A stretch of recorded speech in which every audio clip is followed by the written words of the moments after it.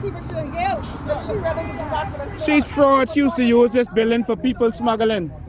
And that's why she run. You, miss, you know you could call the big time police to get out tonight. Just go one time. You know you could call the big time police. You lock up. Yeah, he's saying go ahead because they can make a call to the station to get you out. But she don't even want to move. Look at her. She don't even want to move. She looking at him and she's saying no. She's saying no. They done pay off. They done pay off She's saying no. senior police in order to do this. Not the police on the scene. Senior police. To use a fraudulent document. Every police out here saw the document is fraudulent. Why you all have let that be investigated properly? Yeah, you don't have to answer nothing to him. Trying to get Bahamian people land for these foreigners to come in. That woman come here and thief this building. Try to thief this building. When people smuggling in there. Can the Chinese and the Cubans from in the back. And they right here. Trying to make sure it gets carried out. For what? Whatever money y'all done pay, you will lose that. This a bunch of crap, man. That's why she stayed over here. To make sure it happened. No, she stayed over here because she didn't want us to tell the police she was here.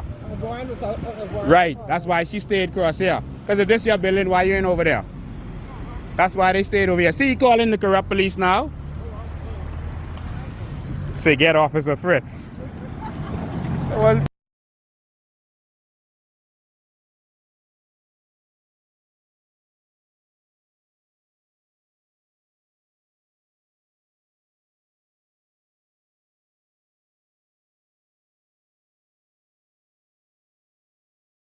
you know, that last line by Lincoln Bain says it all. And that is, you will see who is for the people when the bill is presented in Parliament, who stands with it, and those who seem to try and detract. And we saw just that right before the story. We saw the government side in an uproar, saying words that they are for the people, but yet their actions show different, completely different. They literally did not want this to be read in Parliament and put on the agenda, and they kept saying, oh, there's procedure, oh, this, and that. It shouldn't matter.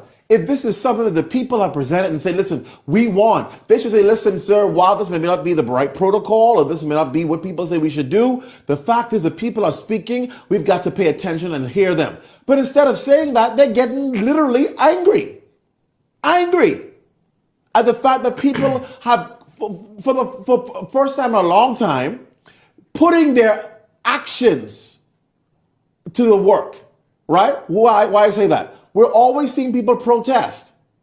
Now this group has not just protested, they've gone to the lengths to draw up a proposal, to a bill for Parliament.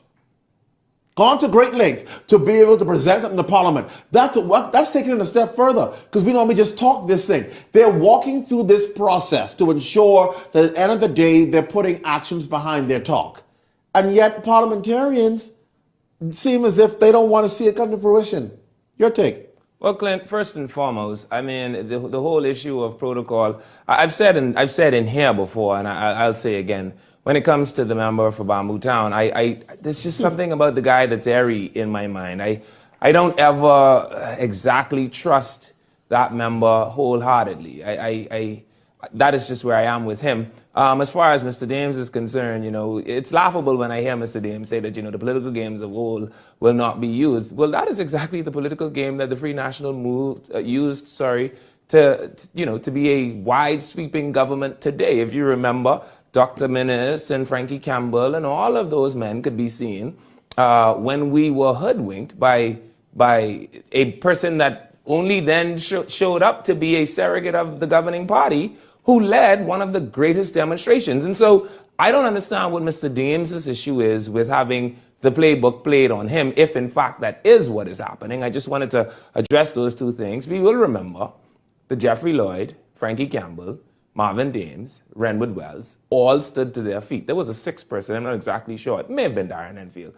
But what was also interesting to me is the government has a massive majority in the House, and many of the members that wear the red shirt never stood up in that parliament, which then makes me wonder, where are the minds of the other members that are not bound by this collective responsibility of cabinet, right? Now, outside of that, I have to commend Lincoln Bain and his team. I will say this. For a long time, we've even heard politicians ramble on in the House of Assembly, and I've long said that anybody can table a bill. So it is commendable to see that they have actually taken the necessary steps to have a bill tabled. Yes. The second thing is this also proves to the Bahamian electorate the benefit of having either independent candidates or independently minded candidates elected to the House of Assembly. What it means is that you need people in the House of Assembly who cannot all be saddled or whipped into line by the party's whip and by the party's agenda. And if something arises that member feels is in the best interest of the Commonwealth, then he or she ought to be able, in an independently minded way, to stand to his or her feet and say, here is what I would like to see on behalf of the Bahamian people. Yes.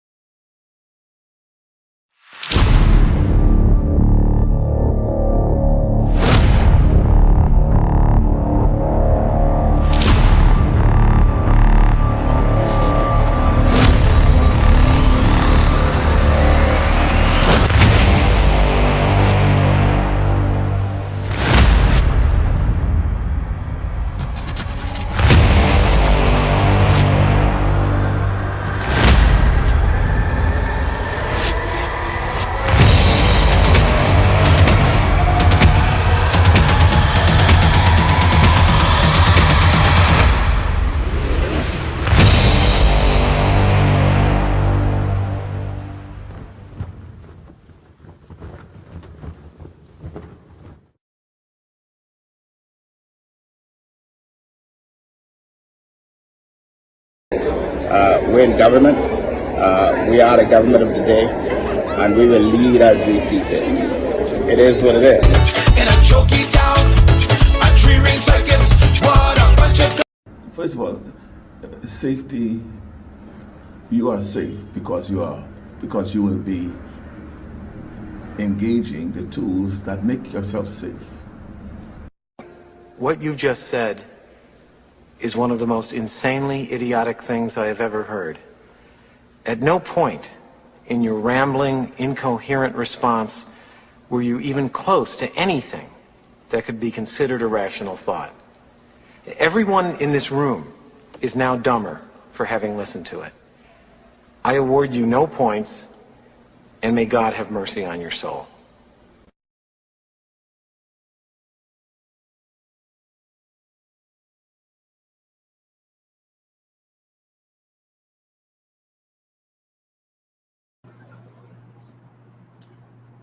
Good afternoon, everyone. Thank you for joining us. Today is February 24th, 2024, and I am Charlotte Green, National Chairman for the Coalition of Independents. Thank you for being here with me this afternoon. Mr. Lincoln Bain will be joining me after I would have made my announcements. So good afternoon and welcome once again. Good afternoon to our viewers across the Bahamas as well as abroad. Thank you for being here with me this afternoon. Ladies and gentlemen, I wanted to bring you a few updates and reminder about what is going on in the organization. For starters, we have our convention that is scheduled for April 13th, 2024. That's April 13th, 2024 at the Marriott Hotel Convention Center, West Bay Street. So we're asking all of our supporters and members to stay abreast as to what is going on concerning our convention. So the convention is set for April 13th, 2024 at the Marriott Convention Center, West Bay Street. Also, we have our tickets, our raffle tickets on sale for our for our tickets. Sorry, raffle tickets that are on sale. The tickets are $10 and $11 online. So if you're interested in supporting the event, the tickets are $11 online and $10 at the office. So persons, get those tickets because they are leaving like hotcake. Those tickets are being sold like hotcakes. Tickets are being purchased on the island. Tickets are even being purchased from Turks and Caicos, if you believe it. Persons are purchasing tickets who are abroad who are over in Turks and Caicos. So let's not get left out. We don't want someone in Turks winning this ticket, winning this Jeep. So even though they are supporters over there, we want to see our people here as well as aboard. We have no problem with that, of course. We're all Bahamians winning this ticket.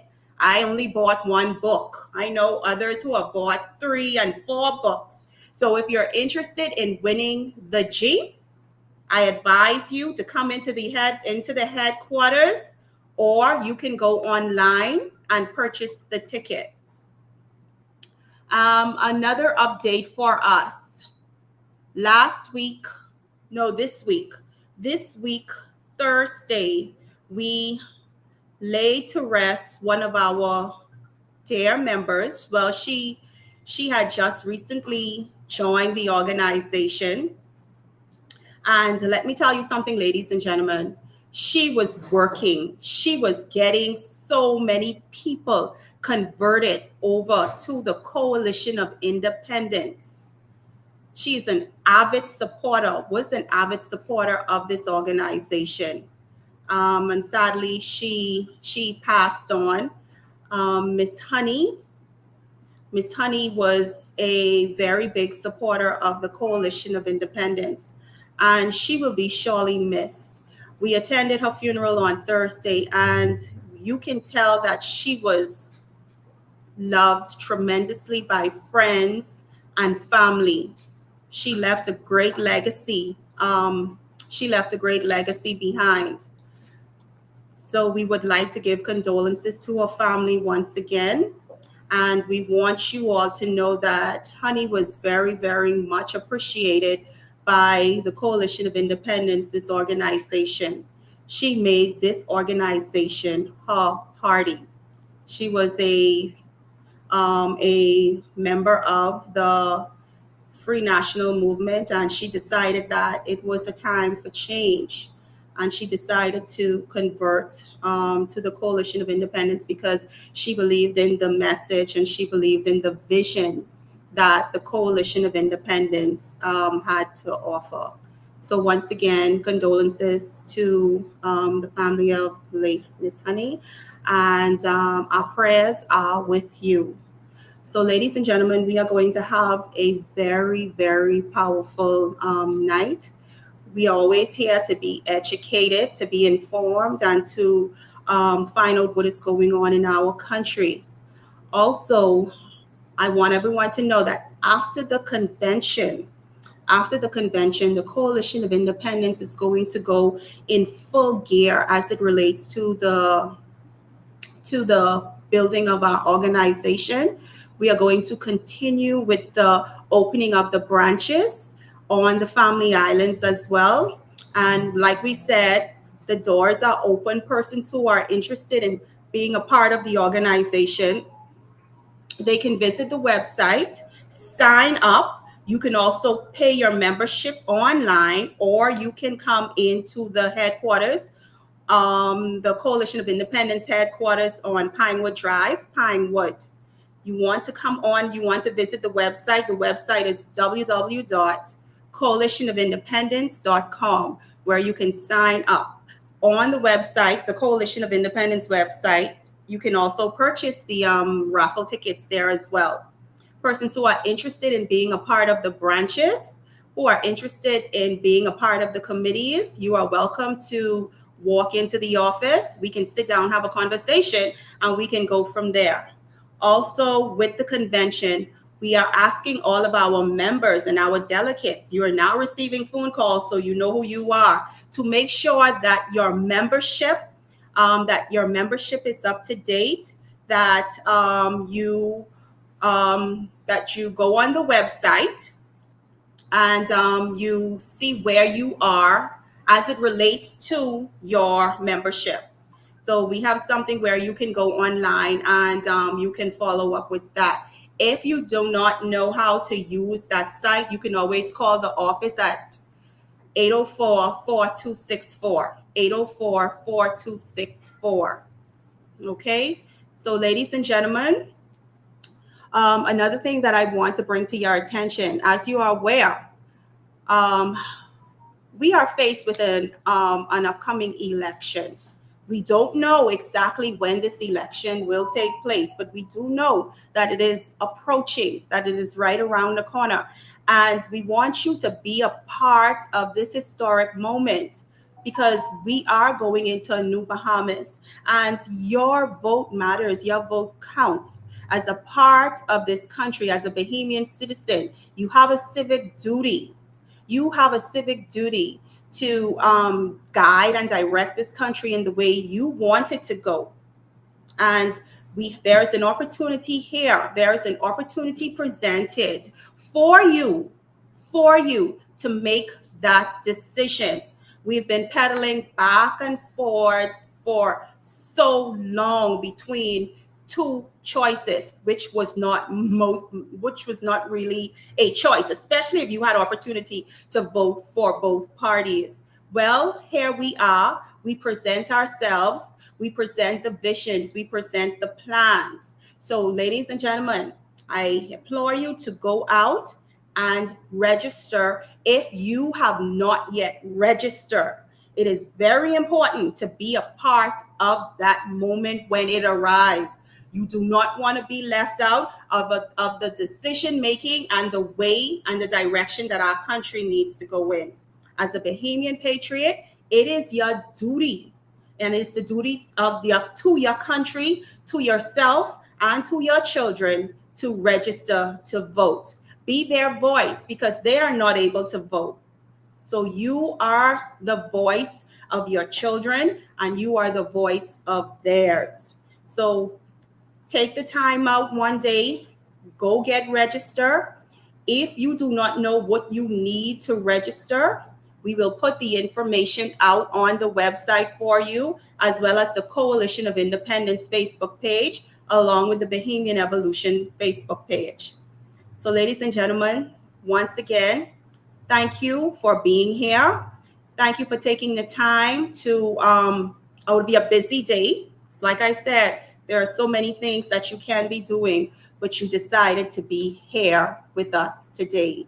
So I'm going to bring Mr. Bean on, and he is going to wow us, because he does have a lot to say, as always. Thank you for taking the time.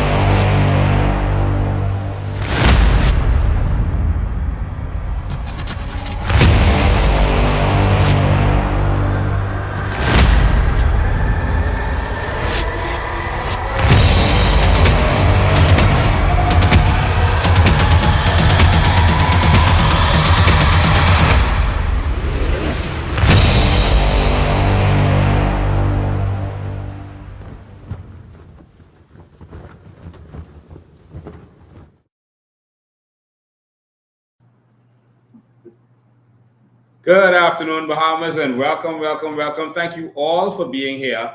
It is always a pleasure to spend my Sunday evenings with you, educating you, letting you know exactly what's going on in this country. Of course, whenever you see this kind of subject go up, they try to block the live. So they're blocking the live right now. So it's up to you to share. Make sure that you share this as much as you can. Tag persons that you want to be in here. Make sure that you get that done. It is Palm Sunday, and for those who celebrate that, congratulations and happy Palm Sunday to you. This is the day that Jesus rode in to Jerusalem on an ass. He sent for an ass and a colt, and he rode into Jerusalem on an ass, and persons were waving palms and saying Hosanna in the highest to him.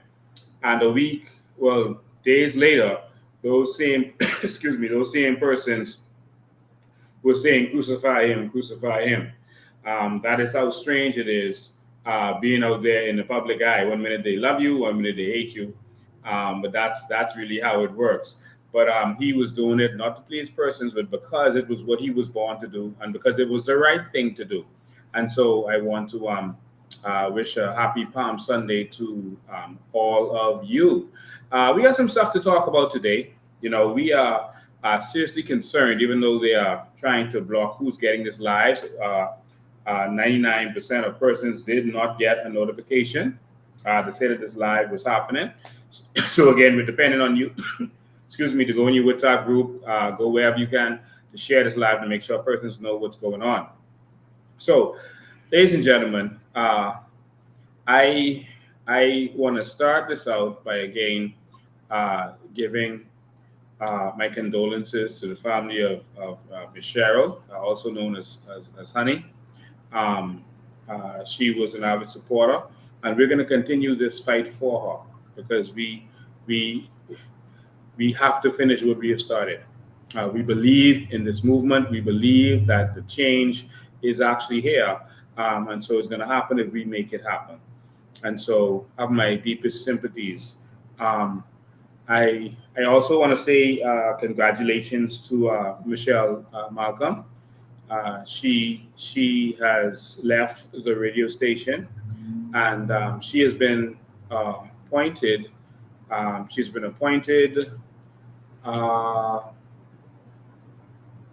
do I say it? She's been appointed the new member of persons who have given up their careers in being a patriot to standing with Philip Brave Davis and this corrupt government. I have to be real. There's no more sugarcoating because we have one country. Because since the general elections, Michelle Malcolm was beating this government to pieces, punishing them for the over $60 million for consultants.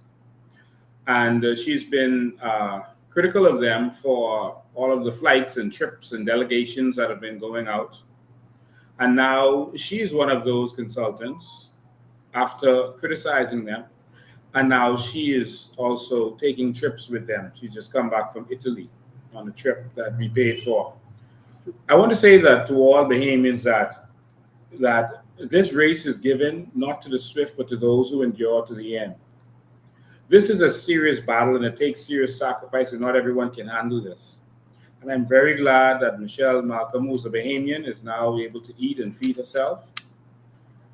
But this is going to take some Bahamians who are serious about this country, who are serious about standing up no matter what threats they may bring, no matter how they may try to stop your contracts, etc. If we want a new Bahamas, we are going to have to stand up. Not everyone you see on TV and on radio and on WhatsApp making noise and attacking the government is doing so from a genuine place. We have to be aware of that. Many of them, in a heartbeat, will take a job or money or an offer from the administration. And that's because the strategy is to go out there and attack the government, and then they're going to come to silence you. And to silence you, they will give you a job or give you money, etc., etc. And so it's a strategy, of some people. 1 minute you'll hear them attacking, I give them 7 days to do this or that, and I'm going to drop documents, and then next thing you know, you see them joining a party. Well, their fruit will begin to show.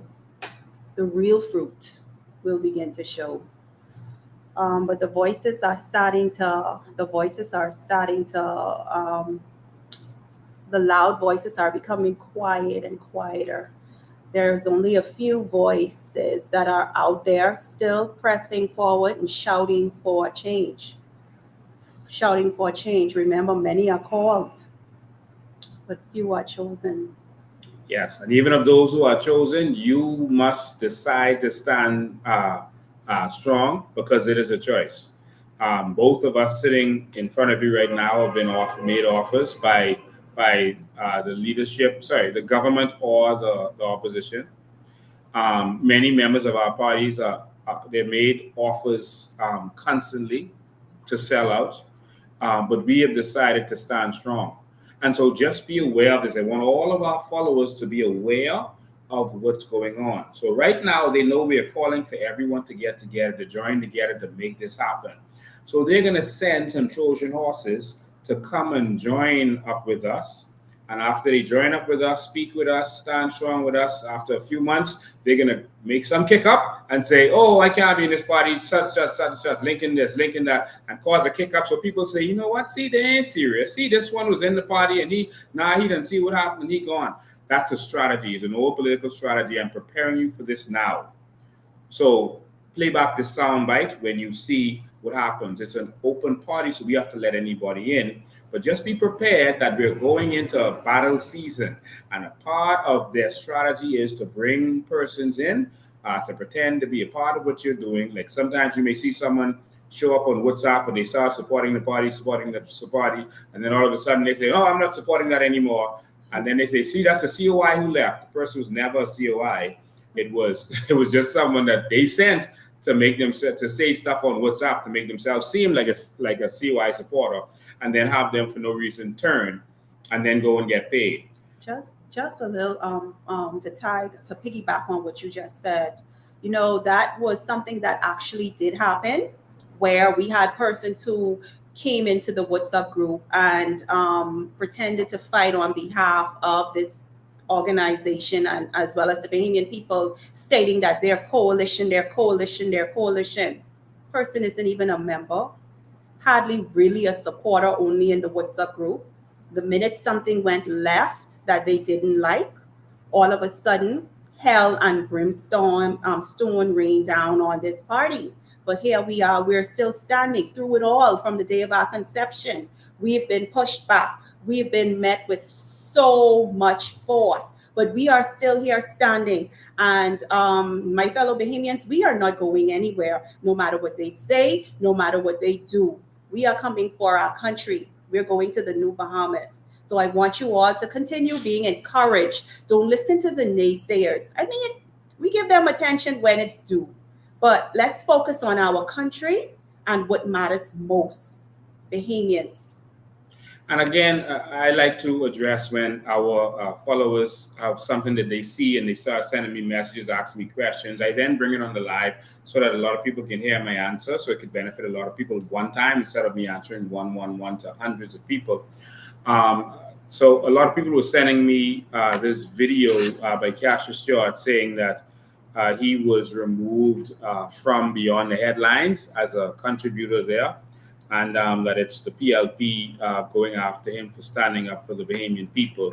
And a lot of you, our followers, because this broadcast is for you, a lot of you have asked me what I feel about this, what I think about this, et cetera, et cetera. And I will say this, that Cassius Stewart had no sympathy or remorse or anything when I was removed as a contributor on Beyond the Headlines, which I was before elections and after elections, and when a deal was made by the owners and the government to remove me for no reason, and they replaced me with Cassius Stewart. And he was glad to be there, knowing what the situation was, that they removed me and put him there. And he went there, and instead of standing with the Bahamian people on many issues, he attacked the Bahamian people on a nightly basis. I don't understand how many people forget this. He would, anytime something came up with the COI, he would spend the time to attack us. Him and other contributors would use it to attack us. When we stood up for Bahamians at the office of the Prime Minister to make them put some things in place as we protested, he did not stand with the Bahamian people. Instead, he came on Beyond the Headlines and and ridiculed us and scoffed at us for daring to challenge the Philip Brave Davis administration by standing up for the Bahamian people to force them to stop flights to Haiti, to bring back our people from the embassy, and other things that we forced them to do. He was attacking us. All right, when these elderly women and men and others were attacked on Goodman's Bay for no reason, illegally, for which there's a lawsuit right now. He didn't support us. He didn't stand with us. He attacked us. He scoffed at us and called us all manner of names and attacked us. And so I want all of our supporters to remember that.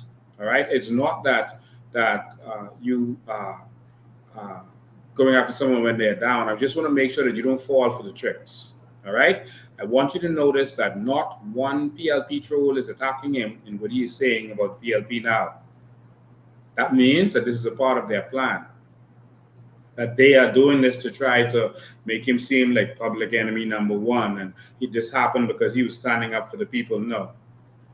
When the government removed the Sovereign Wealth Fund Act, and when the government, the Prime Minister took the carbon credits and put it in the control of the Prime Minister, he didn't stand with us. This Cassius Stewart went out there to say that carbon credits isn't real, and he's still standing on that. And he scoffed at us about us benefiting from what is ours. And so I don't know of him standing up for the Bahamian people. I know there was some cause where he was standing up to stop some homosexual stuff, education from going into schools. Of course, it's easy to take up a cause, and that's something that Philip Reyes also does, that doesn't offend the government, where they won't see a need to take away your mortgage, take away your contracts, etc. When you take up for causes, all right, that's easy to do. You understand? Because you're not fighting for people and you're not actually going after the government per se. And so what we need are people who are ready to stand up for the Bahamian people no matter what it is, and who are willing to put their lives on the line. And so for those who have been asking me, and I only answer this because I was asked,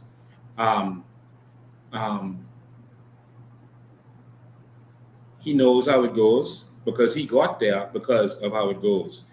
And so don't expect the people to have sympathy after you benefited from this same action. But now it's on the other foot. I'm not falling for that.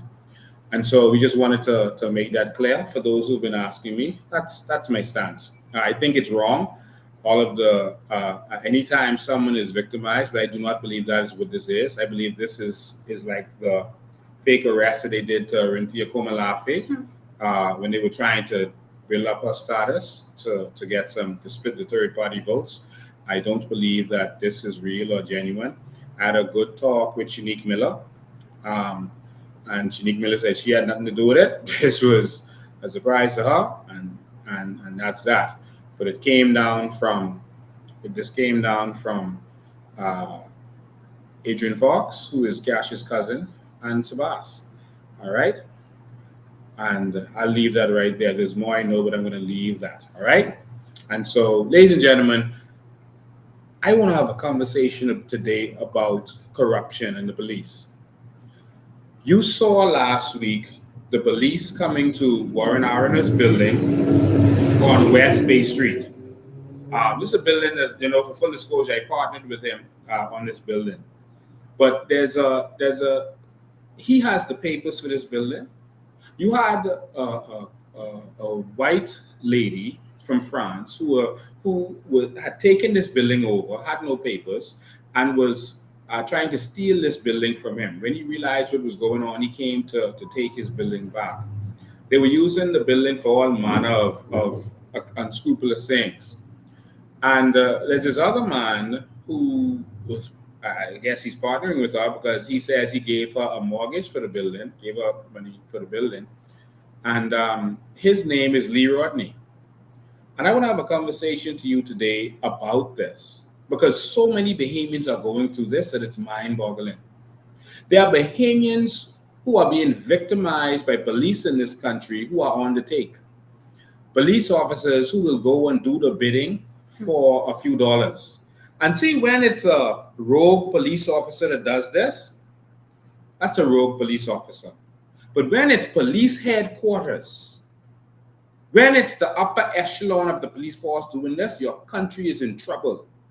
If you cannot trust the police, your country is in trouble. When the police are for sale, this Lee Rodney fella, the courts in the US have said that he is a racist, a disgusting, evil racist. I'm going to show you this because you know I ain't going to say nothing unless I have proof of that. Lee Rodney is the fella who used to own the Compass Point restaurant. Remember that? And he was fighting the government to do his bidding. Well, I want you to see what the PLP has now disintegrated to. I want you to see the PLP that fought for black people in this country is now fighting for racist pigs from the United States of America.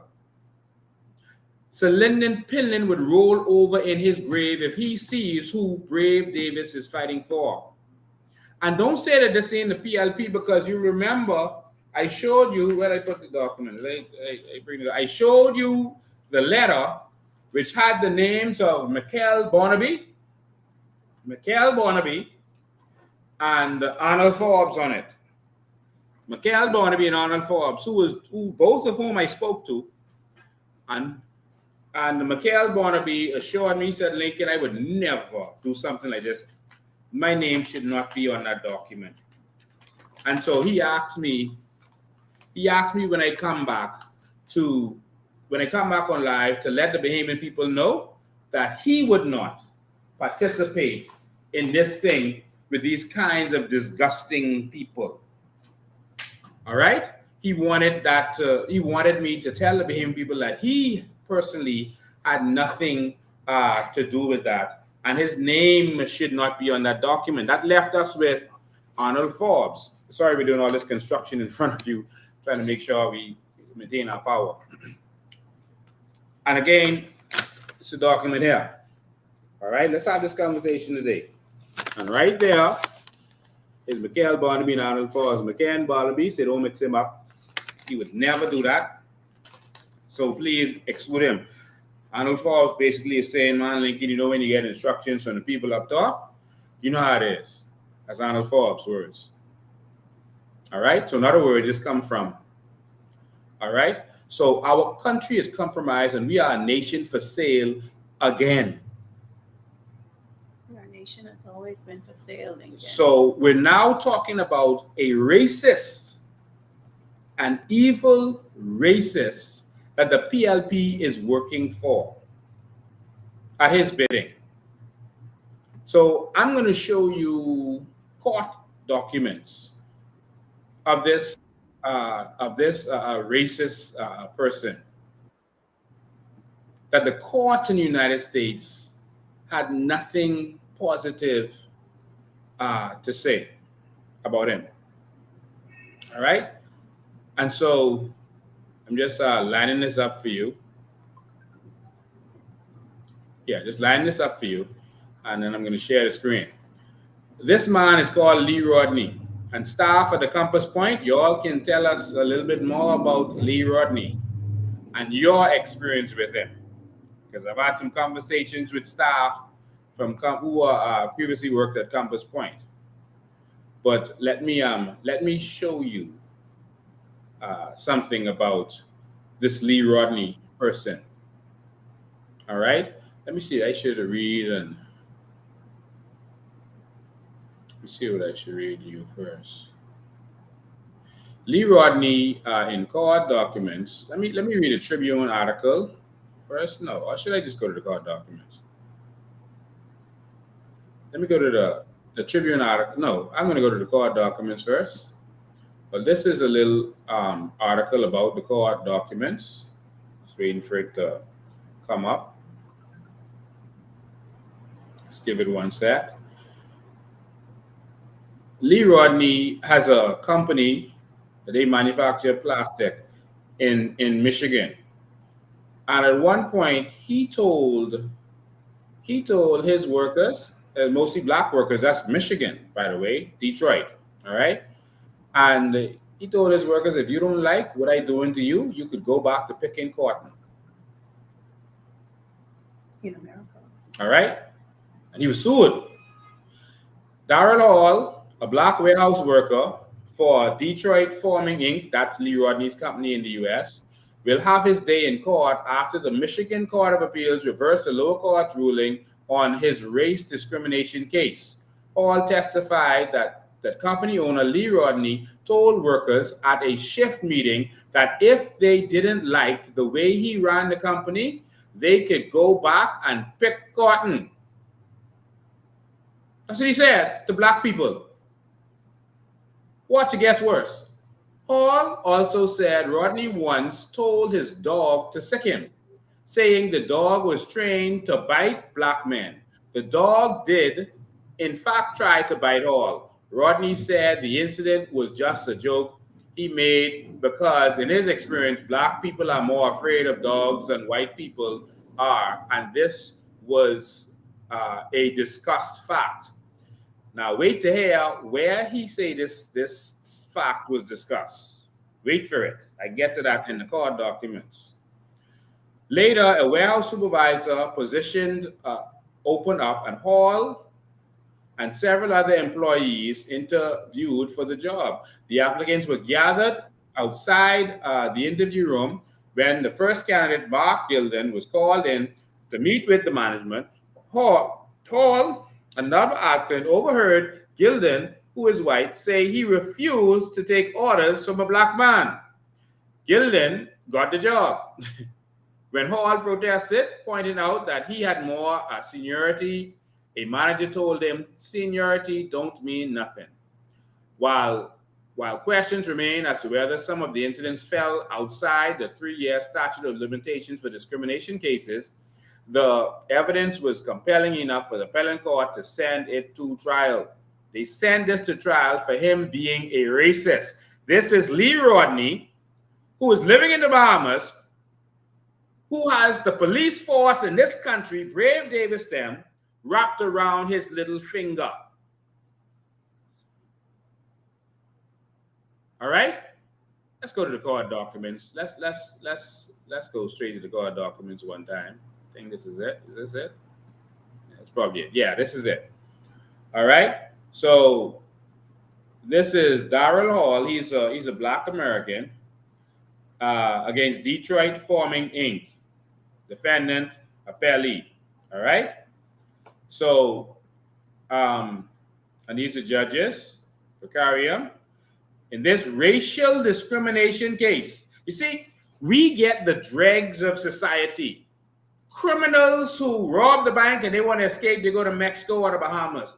People who are having tax evasion or doing whatever wrong they're doing in their country, they run away and run to the Bahamas or hide their money in the Bahamas. Racists, evil persons, child molesters, women abusers, people smugglers. These people come to the Bahamas, pay off our politician and get the red carpet rolled out for them. Like Peter Nygaard and others. In this racial discrimination case, plaintiff appeals as of right the trial court's grant of summary disposition in favor of the defendant because we conclude the plaintiff presented sufficient evidence to establish a question in fact on both his hostile work environment claim and his claim that he was improperly denied promotion based on his race. We reverse the remand and remand for further proceedings. And I'm going to show you a picture of this man who has the police in this country wrapped around his little finger while they're using fake documents to do their bidding, to steal from a Bahamian man. I could bring the documents and I can show you the video of this man. I want you all to see him. See him good. Plaintiff first, let me get straight to it so y'all can see exactly what's going on. Let me go to page 2. So they talk about hostile work environment, right?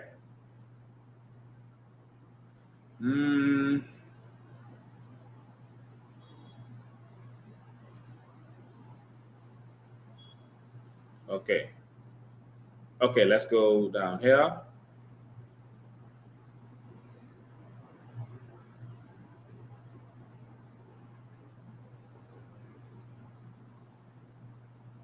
You can read it as I'm reading. I'm just going through it to get out of the legal jargon and go straight to what he said.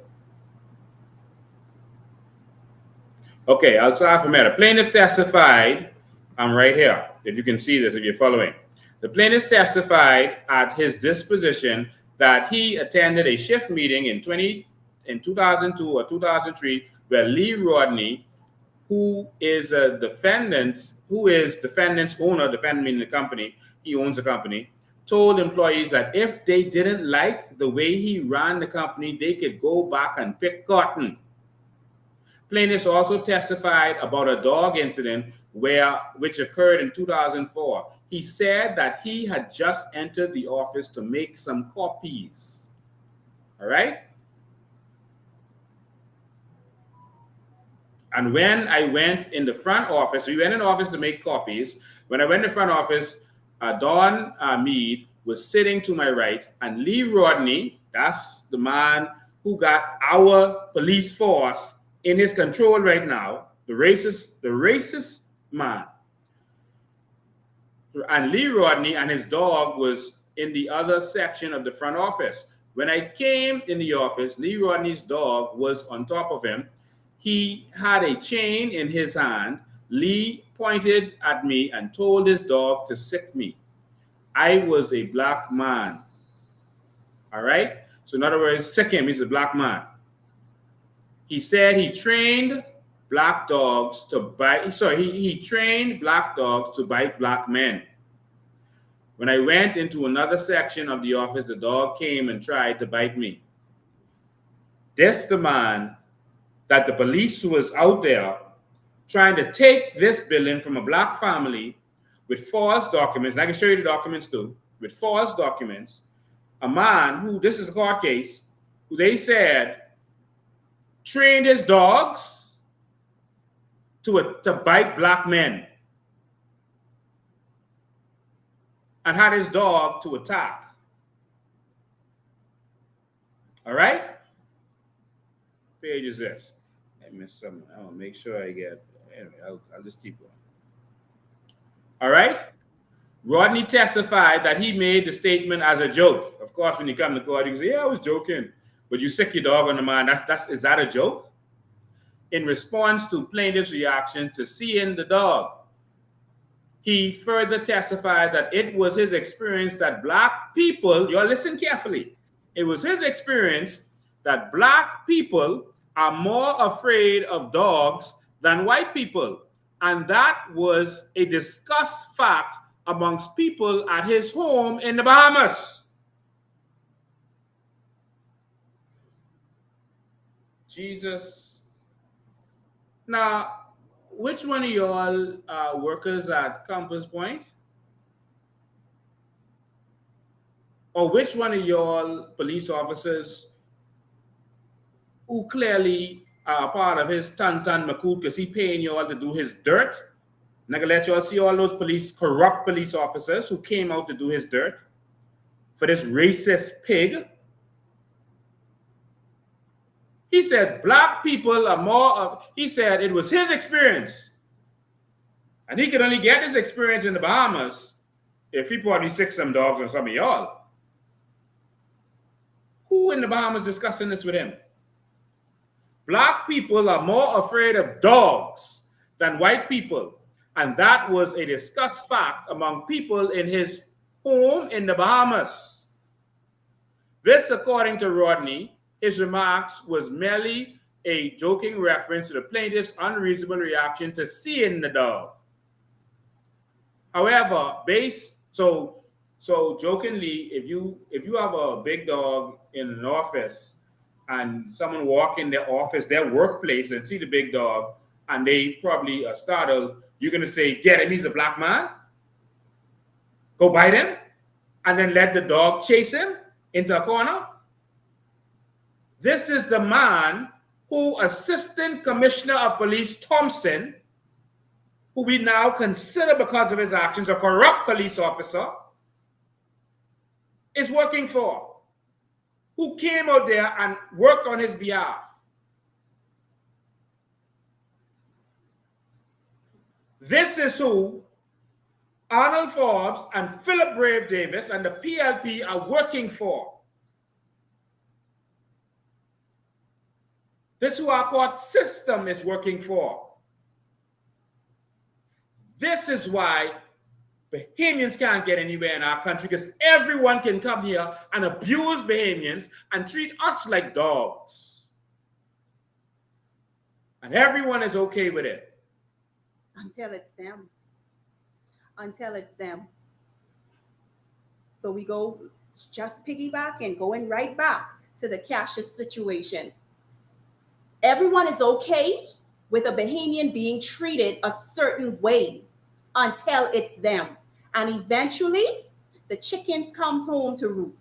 This situation was going on in our country, that's going on in our country, when it affects one Bahamian, it will affect the other. Because these type of situation does not discriminate.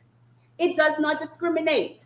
And to see how our police force, our defense force is being used in this country, this is a national security matter. This is a national security issue.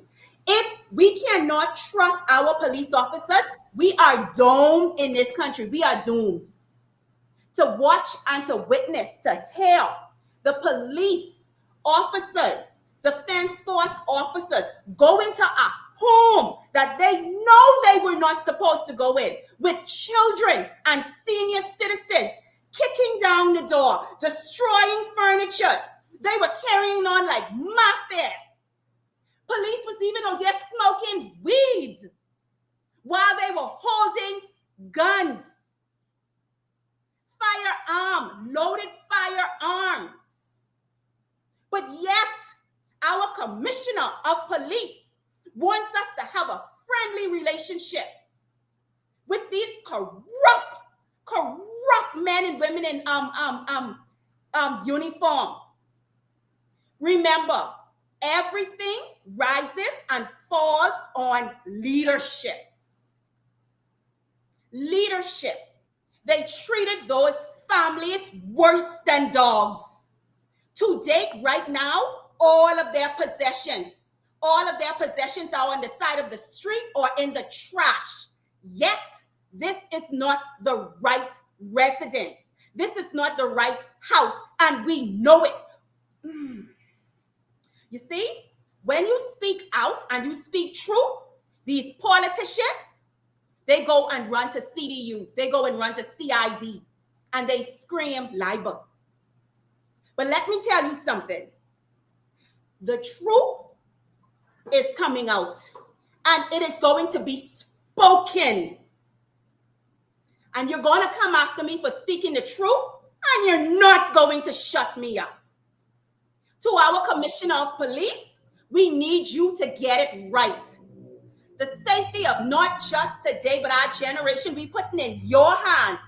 And this is how our officers and defense force officers are being used in this country, because they carry a weapon and they are in a uniform with a badge. There is nothing honorable about the police force, and there is nothing honorable about the defense force. And I am not sorry to say it, because it's the truth. It's the truth. Our system is a system of prostitution to the highest order. Prostitution, and the lives of our people and the dignity of our nation is at risk because of who we have in place. Everything, ladies and gentlemen, rises and falls on leadership. There is not only just a rotten apple or a few rotten apples in the bunch, you know, because based on what I saw that night and the high upper level it came from, our country is in trouble. Now, I can understand why crime is the way it is. I can understand and sympathize with the young men on the street. I can sympathize with the young people, why they do not trust the police. And it's a crying shame.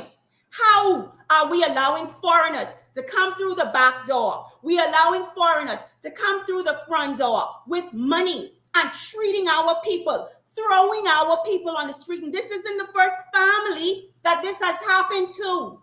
If you are a part of this organization, and if you are fighting on the behalf of our people, you will know that there are hundreds of families in this country who are being treated unfairly as it relates to their property, whether it's from illegal foreigners or foreigners with money who came through the front door, who has the government and the police force in their pockets. Yeah, this particular criminal group, they probably took about 10 properties from Bahamians. But there's another crew that took 30 to 40 Bahamians. They're German in origin. They were also working directly with Philip Grave Davis. They're German in origin. And one of them, when he realized what was going on, he was an investor. He came to me and he said, Mr. Bain, I have pulled out from those people. There's too much skullduggery going on. And he said, the problem in your country is not your people, it is your leadership. He said his partner is partnering with the leadership of this country. Yep. To a family member of the leader. All right. And he said he saw so much corruption since he's been here. He is pulled out. He saw me in a food store, and he came to me and he said, Lincoln, I was there at first when they were doing this. He said, I legitimately thought that, because there's another property that I was fighting for, helping persons fight for, and he was there, and he said he legitimately thought that it was real, but he realized that they have fake documents and that they have lawyers and politicians working with them. And he said what they do is they get the police to just bully the persons. He said he saw it happen to, and I got this on video, they saw it happen to 30 Bahamians in this country, in the Western District. And this will never make news. And they took properties from 30 Bahamians because they know that once they pay off the police to get them to kick you out, then the police will tell you got to go to court to get any justice. And they know that most Black people don't have the capital to fight the wealthy in court. It is so and so that's what they've been doing. And then they're putting these buildings, these houses, these apartments, whatever it is, on Airbnb. And they're making millions of dollars that's supposed for to be properties that don't belong to them. And that's supposed to be the life of our people. And so you have the Haitian immigrants going all around in Blair, Village Road, out east, all over the place, taking any building they see abandoned, they're going and taking it. Any building the bank took and put you out, and that's on a bank list, I guarantee you check a couple weeks or months later, you can see Haitians living in that. No one gave it to them. They come and they take it over. And our valuable properties, we have foreigners coming and taking it over. This is happening right now in this Bahamas. I want you to see these particular videos, and I'll read the rest of what the court had to say about that gentleman. And you see this gentleman in one of these videos. I want you to see, this is the first one. In this video, you know, they came with, you know, their fake documents and all this kind of stuff, and they actually came and they committed some crimes. They vandalized people's vehicles. They were doing all kind of petty stuff. And so when the police saw them there, they arrested them. All right.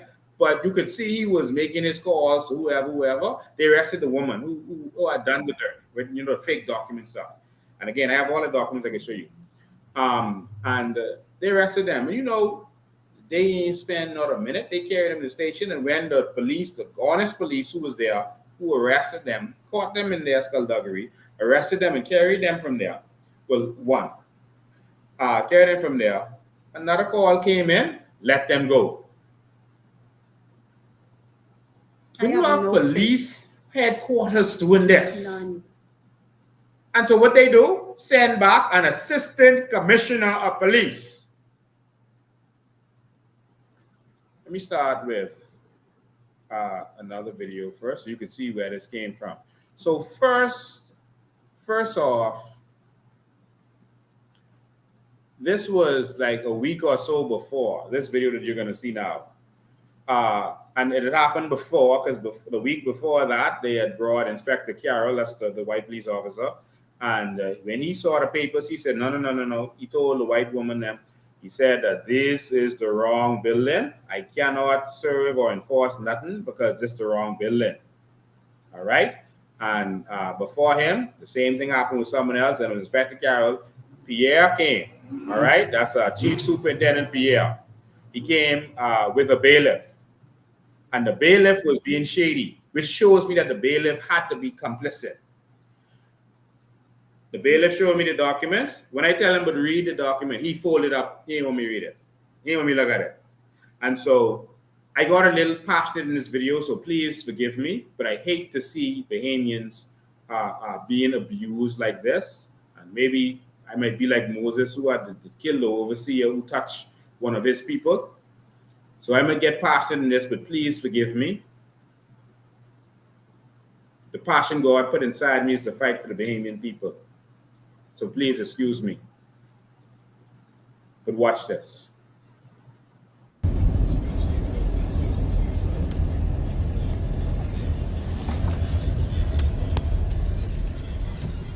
came in the house?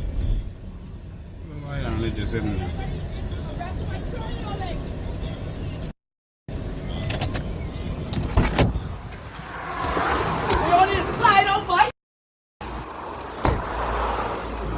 Hey, long time. how you doing? All right. All right, they recording video, all right? Okay. What's in there? Bailiff talk.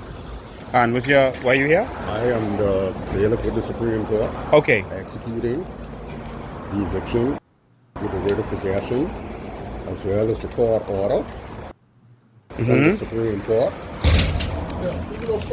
These persons, well, they're in the issue. The tenant itself, Mr. Arno, he's the issue. I see one problem on there. Yes, sir. You're the bailiff, right? Yes, sir. All right. Y'all can stop doing what y'all doing for 1 sec. So, we have a court order. Right. No. Hold on. Let's look at the court order. Right. All right. So, again, the court order, I noticed you put it away because I say look at it. No, I ain't looking at it. Notice. My thing is, no, I the court ain't putting that order. on video. I'm not putting that No, on but video. the court order says for the Beach Cliffs building. This is not Beach Cliffs. And so if y'all in this building, call the police. Call the Cable Beach Police Station. Cable Beach Police Station has already investigated that. So did the airport police station investigate. Cinnamon. So this video, right? I looked at the papers just now. All right. The paper says Beach Cliffs, the building on West Bay Street known as Beach Cliffs. That is the brown building down there. That was already brought up in court. The surveyor was already here. I don't have the map. All right? This is not Beach Cliff. This fraudulent woman who was doing people smuggling in Aruna building brought the papers for that building because that's what Lee Rodney lives in. So he brought the papers for that building. Officer, look at the papers. It says Beach Cliffs. This is not Beach Cliff. This is Indigo. When I tell him to look at it, he closed it because he know I realized that it's a scam. Cable Beach already investigate this. Carroll investigate this. And the financial fraud section investigated this. All right? And that's why, police come in from there. All right? It says, officer, you in charge? Look at the paper. It says Beach Cliffs. This is not Beach Cliffs. The cliffs is down there. It was named Beach Cliffs. And when they renovated, the newly renovated down there, then they call it the Cliffs. That's what's on there. This is not Beach Cliffs. There's nothing on there saying border on the north by the sea, opposite this shopping center, 300 feet this way. No specification is on there. You cannot serve. If you get an order for house number 3 on East Street, you can't go to house number 3 on Blue Hill Road and say we're executing an order. How can you do that? Boss, you is the bailiff? Whatever the issue was, And the order you have says Beach Cliffs. You see Beach Cliffs anywhere on here? You see a house number anywhere on that? Beach.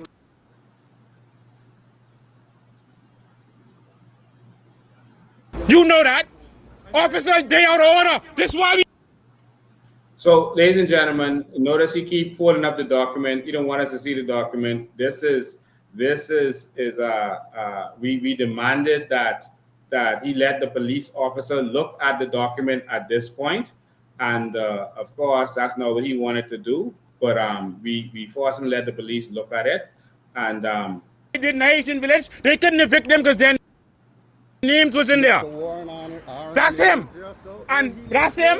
But that ain't this building. You know that. That's why you hiding the paper.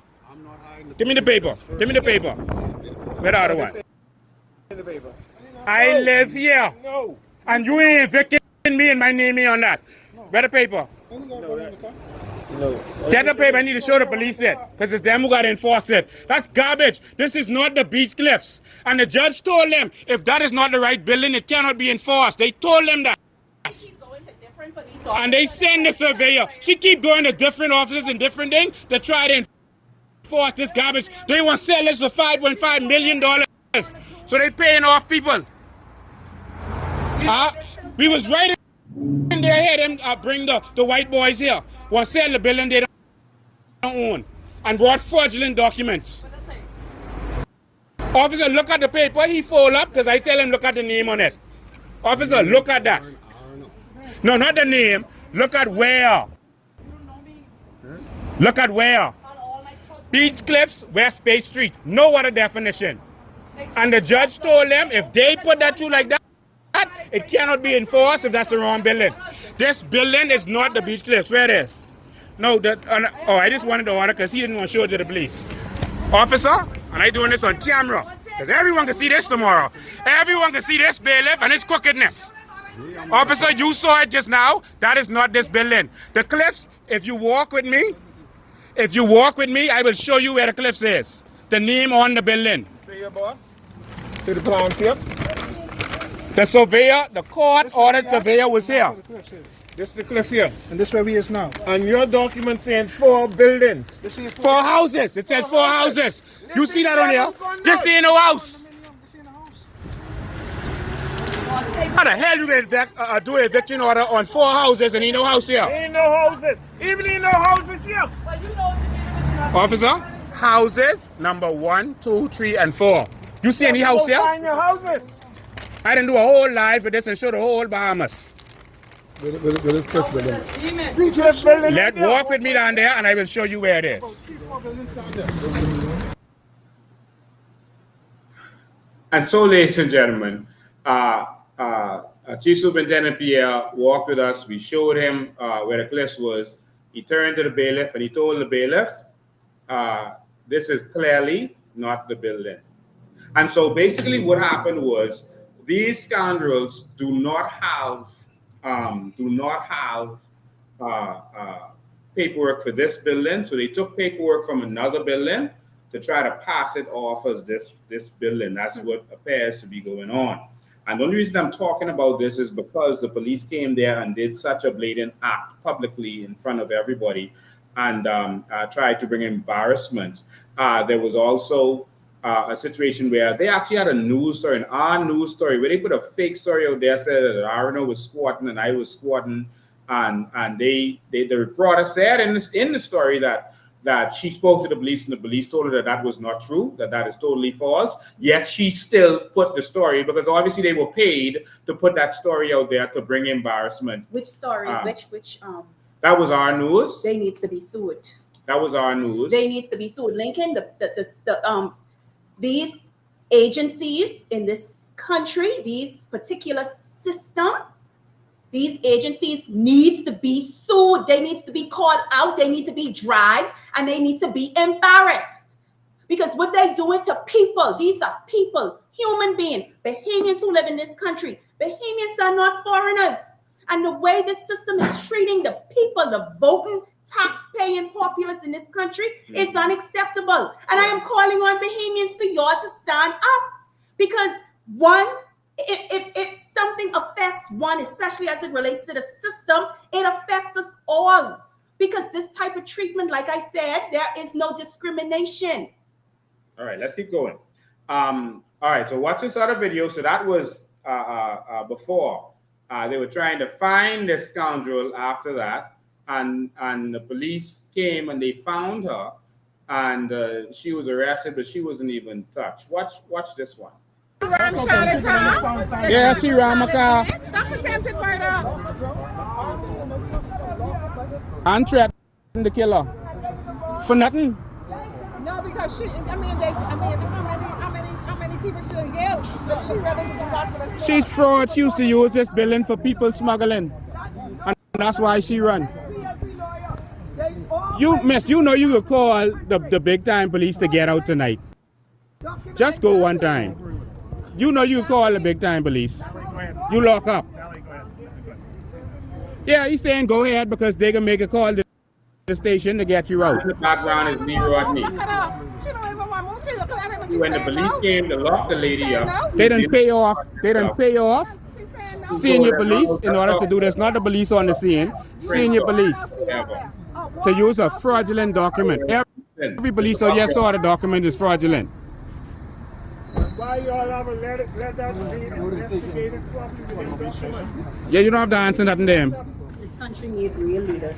Because see, we come in this country and they get the wrong idea and message. That woman come here and thief this building. Try to thief this building. When people smuggling in there, can the Chinese and the Cubans swim in the back? Trying to make sure it's get carried out. Whatever money y'all done pay, you lose that. That's a bunch of crap, man. That's why she stayed over here. To make sure it happened. No, she stayed over here. And so, like you heard the attorney saying, whatever money y'all done pay off to the senior police or to the politician who giving the senior police instruction, you can lose that. Because there was no way that anyone could fathom that anyone could come in the Bahamas, bring fake documents and get away with that. That is impossible. Several sets of police went there because every time a group of police turned her away, she would just grab a next set the next week. Who don't know what's going on and grab a next set until they went to police headquarters this time, or they went to their politician, but they got Arnold Forbes and them involved and changed the game. I mean, corruption is going crazy. And so afterwards, I'm going to show you this last video on that. The police team came and they were there with the provost marshal, who based on this, I mean, they have to be corrupt. They can't say they're corrupt, but it has to be. Whose instructions are they following? And they know it's for the wrong building, but they say, okay, go to court and straighten it out. And my thing was, it's not for Arana to straighten that out. That's for y'all. Y'all have to find the right building. Y'all don't have no papers for this building. That's why y'all can't get an order for this building. You're getting an order for another building. And how could you see that as an officer of the court, as a police officer, and then come and enforce that? So the other superintendent who was there, who came at that point, he looked at it and he said, oh yeah, this is clearly the wrong building. This is not the Cliffs, this ain't Beach Cliffs, this is Indigo. And so he called headquarters. I was standing right there. He called police headquarters and they told him, yeah, we know it's the wrong building. Still do it. That's instructions. Just still do it. When this kind of thing is happening in the Bahamas, we don't have a Bahamas. That's it. We don't have a country. That's it. There is no democracy. You cannot tell your citizens to obey the law if the law isn't obey the law. The rule of law is not for the people. It's for the people who are governing. It tells them that the law rules, not the police, not the prime minister, not the minister. The law rules. And that should never have happened in this country. So watch this last one. When another superintendent didn't go along with what they said, they sent an assistant commissioner of police, someone from headquarters. They sent an assistant commissioner of police who basically, as far as he's concerned, listen, man, I don't care. I don't care what you say. We do what we have to do. You need to call their names. Thompson, I already called his name. Assistant Commissioner of Police, Thompson. Executed. How you executing to leave people in the building? On the wrong property. On the wrong property and the wrong people. The order said Warren Arena, all right? Warren Arena is not living here or here. All right? And this is not the cliffs. You want to walk with me to the cliffs? Huh? No, because this is a corrupt deal where he paid off somebody in headquarters. And it ain't fire, you know. So how did the headquarters come from the courts? It didn't. The order from the courts is not this building. Come on, man. It's not this building. Why are we embarrassing ourselves like this? This is why crime in this country, the police can't solve something simple like this. If the documents say the cliffs and the cliffs down there, how you could come and evict people from here? And the people who you evicting name me on the document. And the people who live in All that building right over there. Why if they go put them on that? So if they'd gone over there, you can know that the order has to be legal. All right? And it's clearly a payoff. Because every other police team would have been here. This is a corrupt police officer. What happened? You're hiding from the camera? Let me see. Oh, you got a smile. Yeah. This is the man who... Ladies and gentlemen, that is Lee Rodney. That is the racist gentleman who the courts in America call a despicable person, basically is what they were describing him as, a racist who told his workers if they don't like what he doing, his black workers, if they don't like what he doing, they could go back to picking cotton. That's what he said to them. And then he one black worker, he sicked his dog on him, said he trained his dog to bite black people. In court, this is in court documents on this man. And this who Philip Brave Davis and the PLP is working for. Listen, Pindling would roll over in his grave if they see how Brave Davis is selling out to these white racists. I don't have a problem if it's a white person you assistant being in this country, you know. They are selling out our country to the dregs of society. This is him. As the police wrapped around his finger. So he stood there and bragged about how he had the police wrapped around his finger and paid off. He stood there and showed his racist remarks at our police, the same police. Said all kind of negative things about them. The same police he bring there.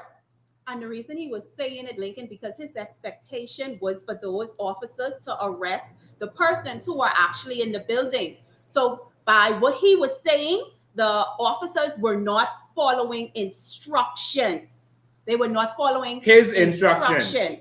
He was expecting on persons to be arrested. And he also said that the whole police station needs to be shut down because they were not following instructions. All of them need to be fired because they wouldn't follow his instructions. This is so embarrassing. When I say this is embarrassing, these are men and women who are supposed to be looked at and standing in honor. We have to be honest with ourselves in this country if we want to see change. There is no honor. And then persons are saying, we must respect the prime minister. I respect the seat. I respect the office and what it should represent. It should represent the people of this country. But the person that is sitting in that seat that is supposed to be representing the entire Commonwealth of the Bahamas is representing foreigners and special interests. Now, what is a regular citizen supposed to, how is a regular citizen supposed to go about respecting such a person? My sympathy only is to the Bahamian people. Our leadership are held on an entire different platform. And they should know better. When you know better, you do better. To bring fraudulent documents to be enforced. I say, if y'all come here, bro, act within the law. All I asking you to do is act within the law. act within the law. This is a public road. All I ask you to do is act within the law. No corruption. No corruption. All right? The provost marshal left people in that. All they do is change couple locks. Which one of your people cut the lock off the door? My people? Yeah, so who other lock get cut off the door? The people living in here have nothing to do with me. They've been living here for many, many years. Lock get cut off the door? All right? I don't know. This is the first time I've been here. All right? This is the first time I've been here. But what you mean why the lock cut off the door? If the That's a court part. In this part, the officers were asking how was the lock cut off the door. of No one particular door. No one knows. But here's the thing. They are at the wrong location. They kicked down the door of the wrong location, damaged the doors, kicked down all of the doors in the house from what I understand, damaged the children's room. They came there to the wrong home and damaged every single door, all of the furniture, throw the kids outside, the elderly outside. Is this what our country has come to? Is this the type of leadership that we are under? Wow.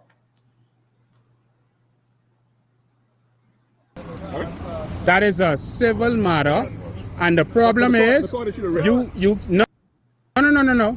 The court issued a writ specifically for the cliffs. What you are doing is illegal. We don't dispute. I'm not trying to adjudicate matters in the street, right? No, you just want to break the law because this man then say he didn't pay off persons. Hold them accountable. We were standing over there with him. All right? I was standing over there with him and the lawyers. I sorry, man. I just want to keep you all company. No, I want to talk to him in private. All right. Talk to him in private. Yeah, but it's a public place, man. I in the road. It's the street. It's the public street, man. I mean, I won't stress you all out, but.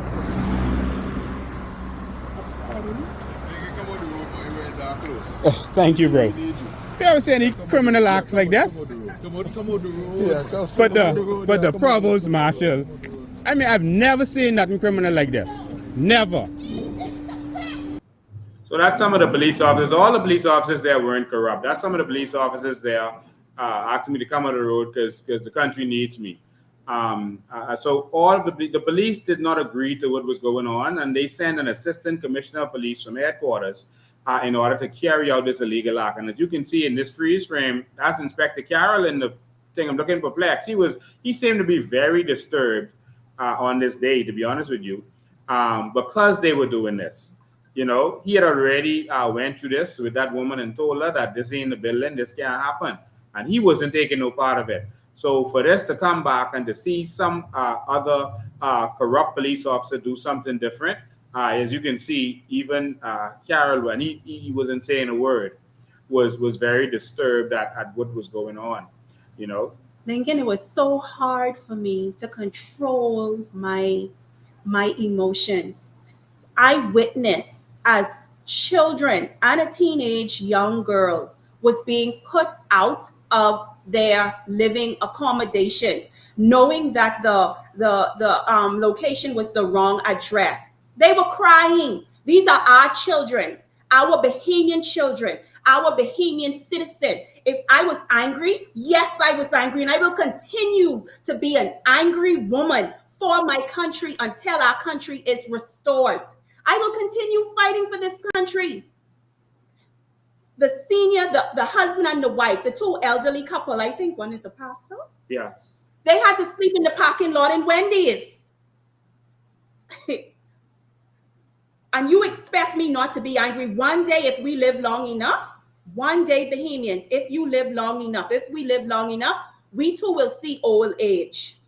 And if we don't fight for our country now, we will be treated 10 times worse than what they are treating our elderly people. Our force needs to be cleaned. Our government needs to be clean because clearly this country is ran on corruption. But the man could be heard bragging that he paid off the politicians and the police.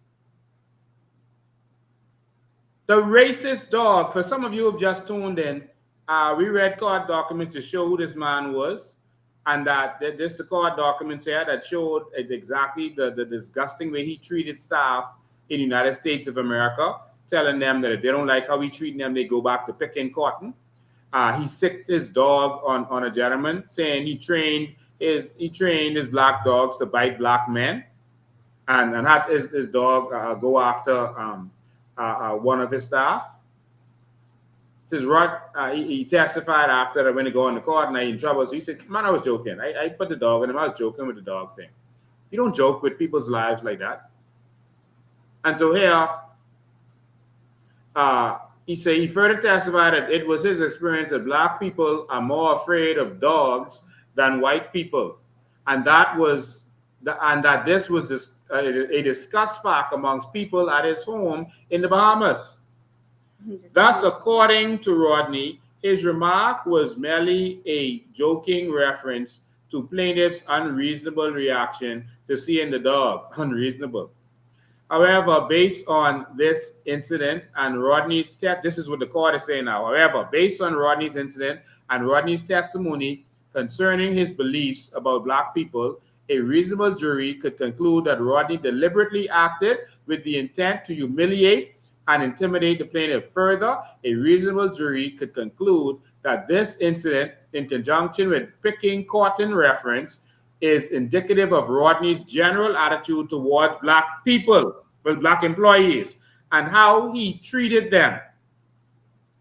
This how this man was treating black people in America, and he come here treating black people worse and got the black police, the black prime minister, the black commissioner of police, the black courts doing his bidding.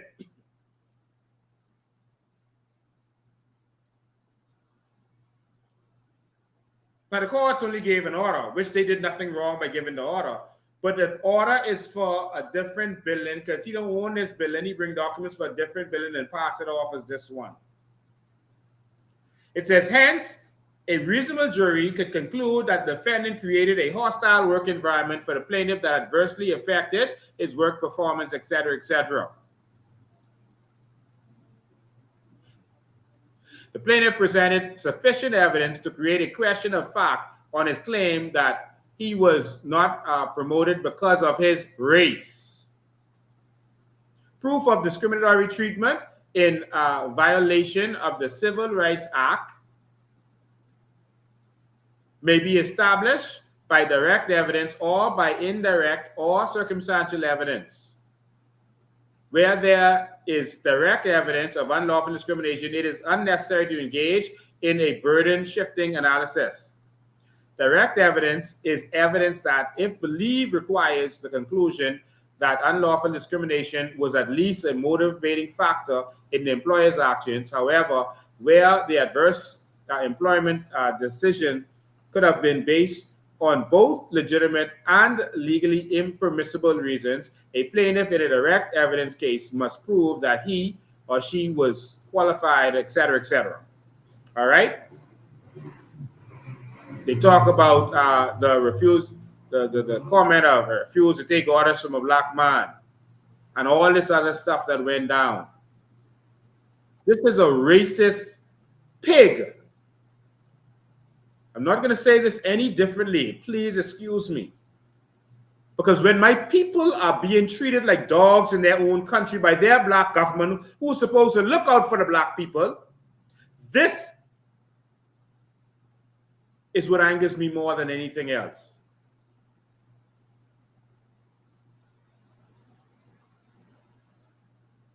This is beyond reprehensible. And so he came to our country, trying to tell our government what to do under the previous administration. That's why Brave them sucking up to him, I guess. Compass Point, and this is the Tribune, all right? Compass Point owners warns government to meet his demands. I'm serious. I'll shut it down forever. I'll shut it forever. He warning our government. He come over here and talking to our black people, our black government like they dogs. You know what some of his demands was? He wanted them to form a committee for business license for hotel. all right, a review committee, and he must be on it. He demanding that he must be on it. He also demanding that our government place police officers in his parking lot. You know, the parking lot across the road from Compass Point restaurant, the little hill, the little rise across the road. There's another restaurant there because he shut down. But he wanted our government to put police officers there for free. The government told him, Diagla at the time, Diagla said, listen, if you want police officers, just talk to the police association and they'll provide you with officers. He said he ain't paying. And he said, y'all gonna take my demands so I can fire these 60 Negroes. I got hired right here. Let's read this. This is who the PLP and the police is working for. Compass Point proprietor Lee Rodney yesterday doubled down on his threat to make the historic resort disappear if the government, read that for me, please, while I get some water. Where are we? Right here. The historic resort disappear if the government does not take credible steps to improve the ease of doing business. Mr. Rodney told the Tribune he felt his demands were reasonable given the Free National Movement's reform promises on the campaign trail. He suggested the government has not acted in good faith on those promises and further threatened the dismissal of properties 60 employees on or before the next general election if we do not have legitimate discussions. Mr. Rodney said, at very least to make some changes, legitimate changes, then Compass Point will start the process of disappearing on or before election day. Quite simply, he continued, I'm serious if there is not at least legitimate consideration to making changes, the business will be gone. Not sold to another sucker, but gone. Mr. Rodney took out a full-page advertisement in the Tribune on Tuesday, detailing his anger over the perceived inaction by the FNM administration. Mr. Rodney purchased Compass Point as part of a 4-member consortium after it was shuttered from severe hurricane damage in 2004.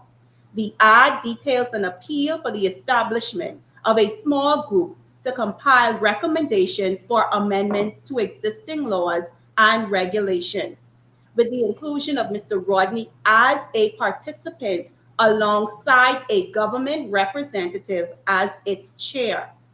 The FNM administration... All right, I don't want to go over that.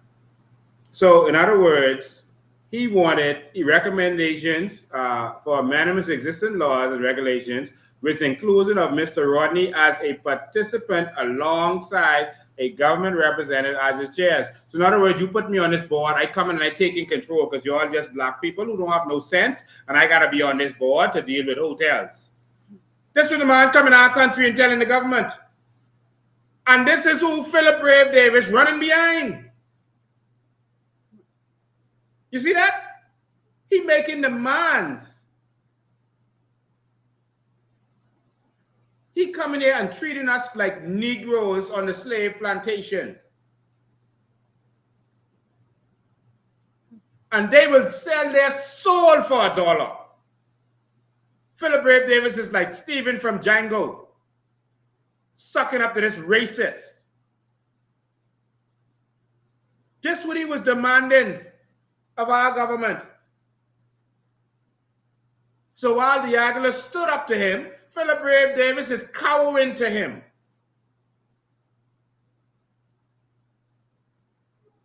Keep reading. The FNM administration promised voters that it would be the leaders that made all changes possible to make it easy to run a business in the Bahamas. The Compass Point owner believed that promise, the advertisement said. For the 2 years the FNM has been in power, the Compass Point owner has made what he thinks is a simple request. It continued, if the leadership of this country resorts to publicly distorting this request into derogatory statements, the owner of CP will not respond. The CP owner, Compass Point, is not interested in making this a public spectacle. He is not running for office. He simply wants to make some positive changes that will benefit everyone in the Bahamas. So the positive changes is you form this hotel body and you put Rodney on it. Lee Rodney. Rodney's his last name. You put Lee Rodney on it, and that's the positive change. He must be in charge. He must come to this country and be in charge. And if you don't do that, he can take action. Keep reading right there. Yesterday, Mr. Rodney told the Tribune he explained his motivation for the potential shuttering with the staff 3 weeks ago. There's a lot of improvement that can be done, Mr. Rodney continued, with how regulations can be done. The resort and its restaurant gained notoriety through the Compass Point Recording Studios, which has hosted such talents as Lenny Kravitz, Celine Dion, Bob Marley, the Rolling Stones, and Jimmy Buffett. Now, do you think Bob Marley would condone of this nonsense? Bob Marley would never go near the Compass Point with a racist like Lee Rodney owning that, treating Bahamians the way he is and treating American black people the way he has treated them. Mr. Rodney is the president of Detroit Forming Inc., a family-owned business that designs and manufactures rigid plastic packaging. He told Tribune businesses shortly after acquiring the Compass Point property in 2006 that he had been visiting the Bahamas for 20 to 30 years, visiting once a year since the 1970s. Mr. Rodney was accused of racial discrimination nearly 2 decades ago by a black warehouse worker at the Detroit-based factory. Former employee Darrell Hall testified that Mr. Rodney told workers at a shift meeting they could go back and pick cotton if they didn't like the way he ran the company.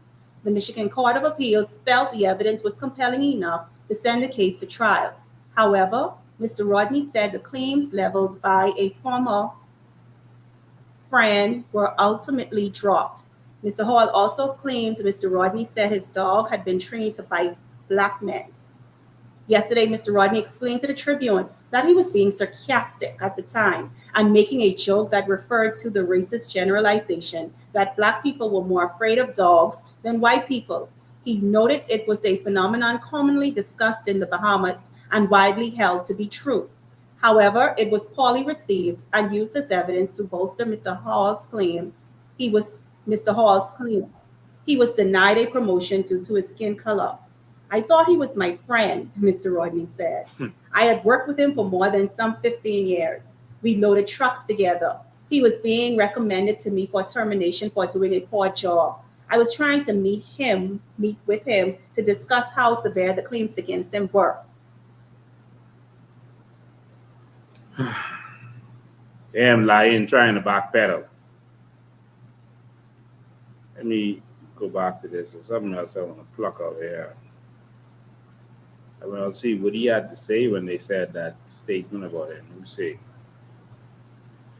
I blown this up so you could see.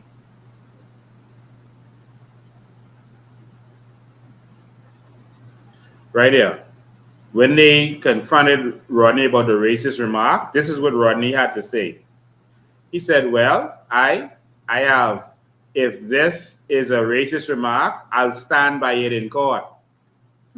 I have been observant that some black people, more so than white people, are more afraid of dogs. I have a home in the Bahamas, and it's stated, it's discussed as fact there. So in other words, y'all, Bahamians, y'all has entertained this stuff. He said if it's racist remark, then so be it. He'll stand by that. He doubled down on his racist remark. That's how sick this man is. That's how sick he is. You see how much more I could get in. I want to show you all a couple of documents. All right, I'm going to show you a couple of documents. So this document, the document that was presented clearly was not the documents for the buildings in question. All right, I'm going to show you all some documents. Hope you all can see this good. This right here. Okay, wait till it comes on so I can see if y'all can see it good. Otherwise, I'll screen share it so you can see it properly.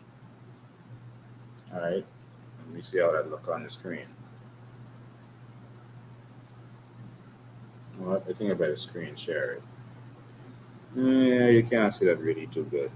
I want to make sure you all see this good, all right? So, hold on. Make sure you all can see this good. Still,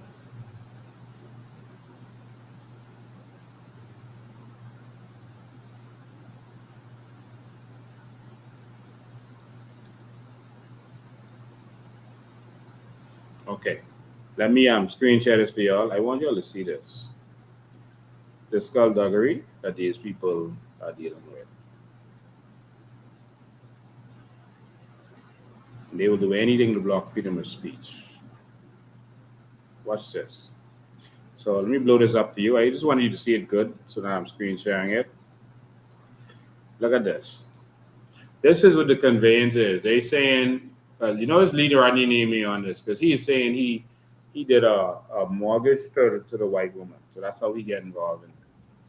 So this is what they're saying is a document. CC Beach Club, whatever. That's the Nelly woman. So it's saying conveyance of all those pieces or parcels of land comprising houses 1, 2, and 3 Beach Cliffs, situated in the western district of the island of New Providence. One of the islands is called Middle Bahamas. Now, anyone who's ever seen a conveyance before know that what you do is you describe where the property is. You say bounded on the north by the Atlantic Ocean, boundary on the south by the shopping plaza, 160 feet from east to west, and 70 feet from south to north. You describe the property. None of that here, because they just try to put together something that they could pin. They could use this for any document on West Bay Street, call anyone the Cliffs, and just take it. Notice here, this document says conveyance of all those pieces or parcels of land comprising houses 1, 2, and 3 Beach Cliffs, situated in the west. Y'all see that? They say can't see it. Let me blow it up some more. Just let me blow it up on your screen. Oh, they say can see it. Someone said they could see it. Okay. I don't know if it's blowing up on your screen, but I blown it up. Oh, but it ain't blowing up for y'all. Okay. All right. So that's what the document is. Let me. Is there a way for me to blow this up?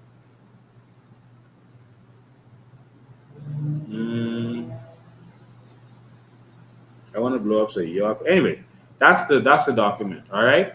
And so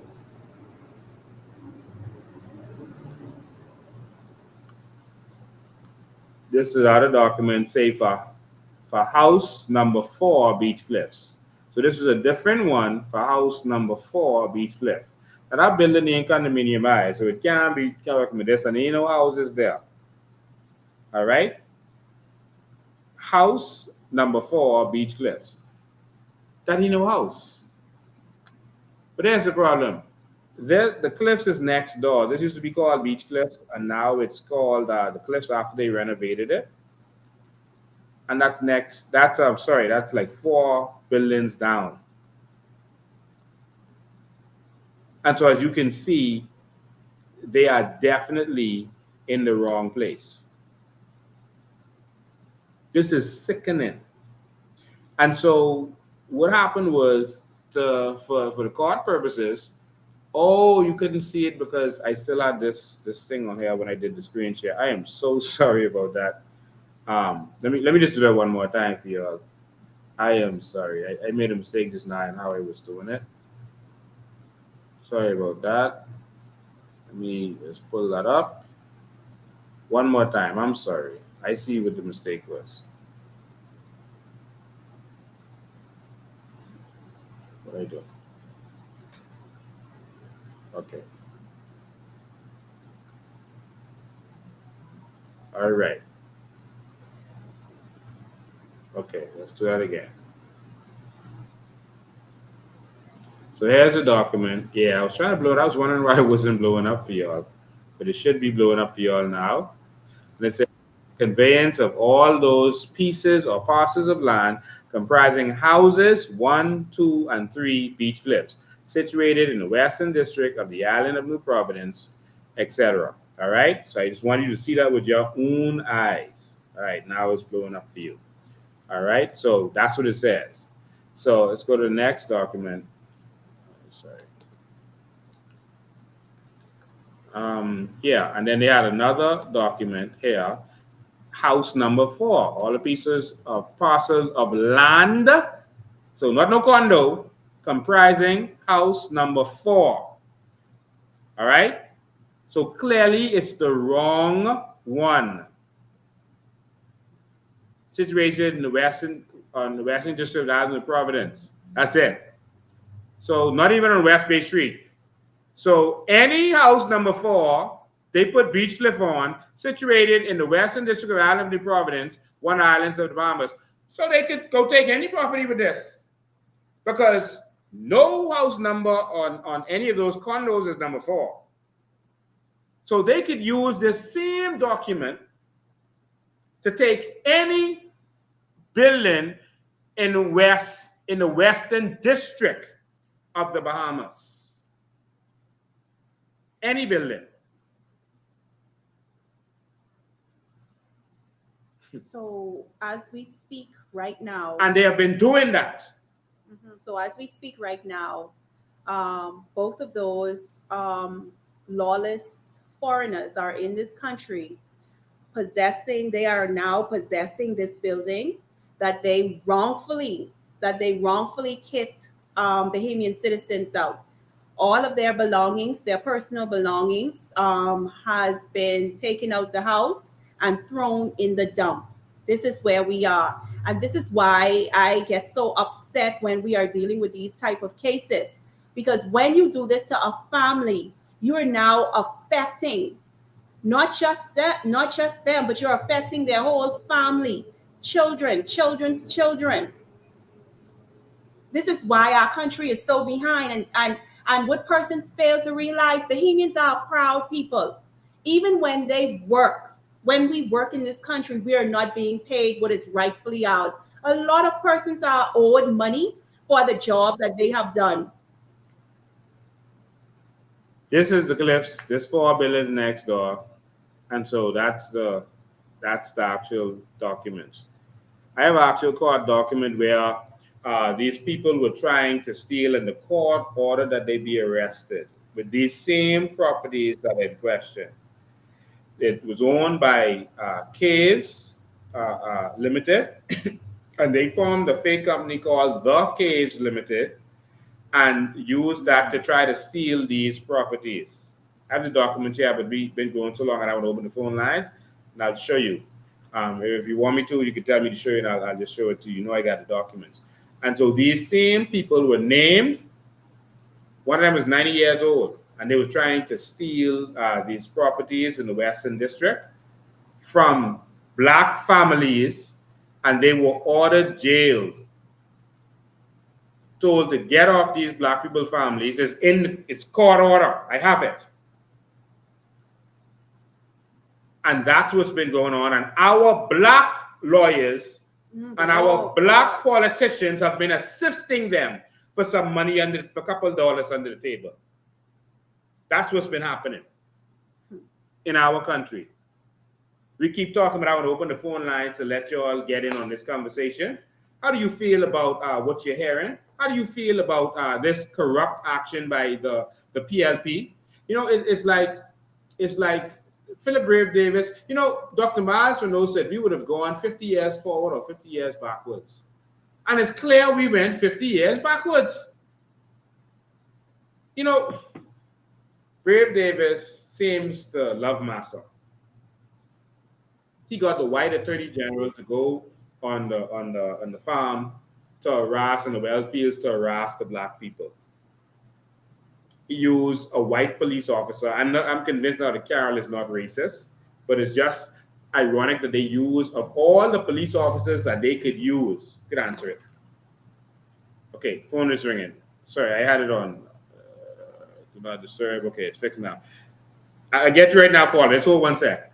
Of all the police officers they could use, they chose a white police officer to head that up. And then now they got a white minister of works to carry out their demolition orders. and to come out there and to put posters up against the Bahamians who are in the well fields. Is this the PLP? This can't be the PLP, what we were so proud of, standing up for the black people in this country. What has Brave Davis done? What has Chester Cooper done? Chester Cooper selling out the whole country, especially Exuma, to any foreigner who would come. And they calling that progress. While he's selling your news. Boy, he's so proud of Chester. He's selling everything. He got all the foreigners to come and we giving them everything we got. And what do we get? Jobs. Oh, Chester, you was a good Stephen from Django. All of us could be working for a foreigner. Let's go to phone lines. Good afternoon, you're live. Good night, my president. Good night, Miss Charlotte. How you guys doing? Angry.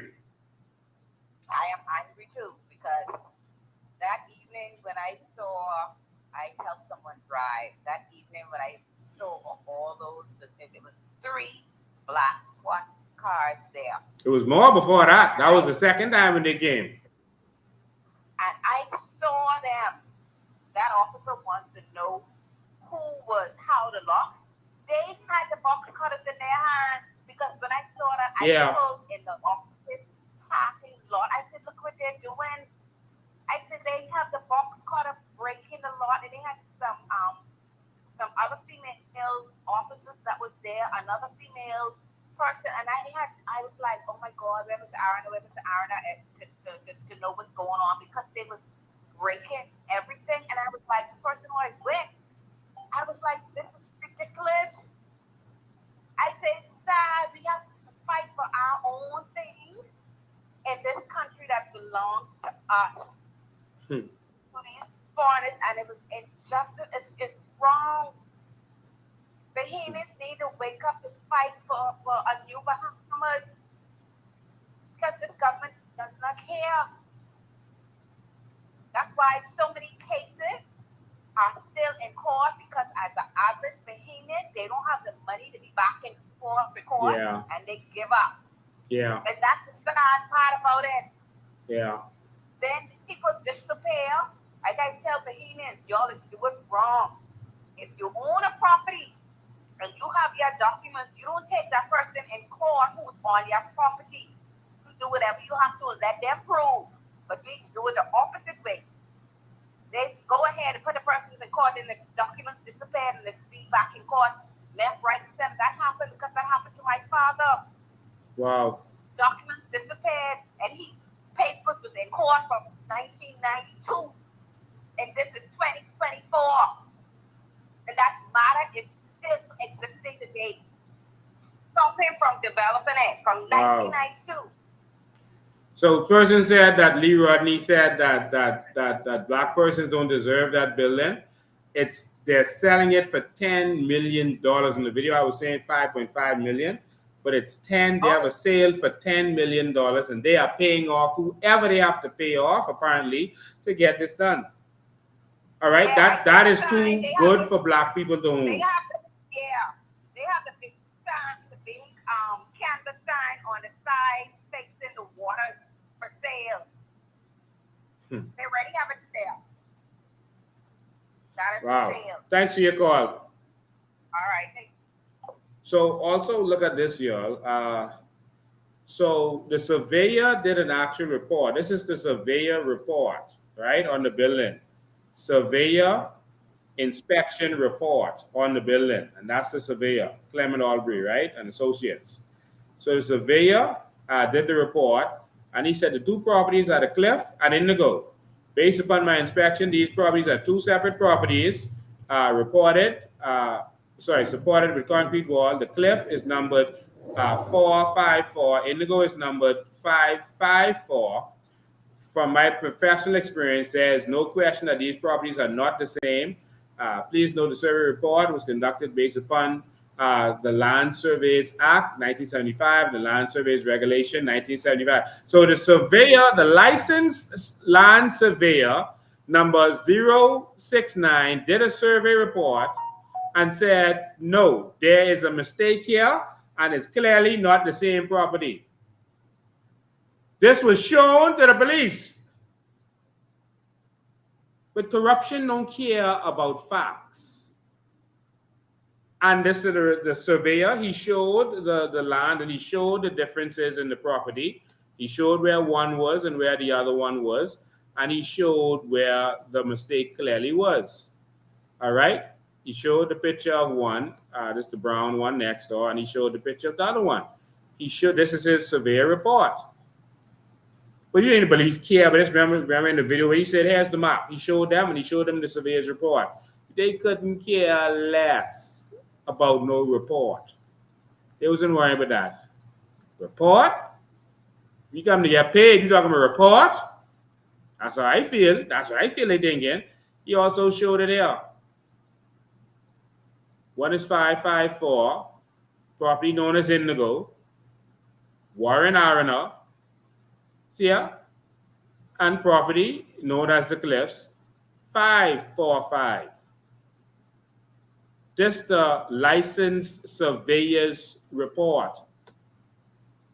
And those crooked, corrupt police officers went there. Assistant Commissioner Thompson and others. All of the superintendents, chief superintendents, inspectors, everyone else who been there say, but this, it's the wrong property. They send the man from headquarters, say, we don't care.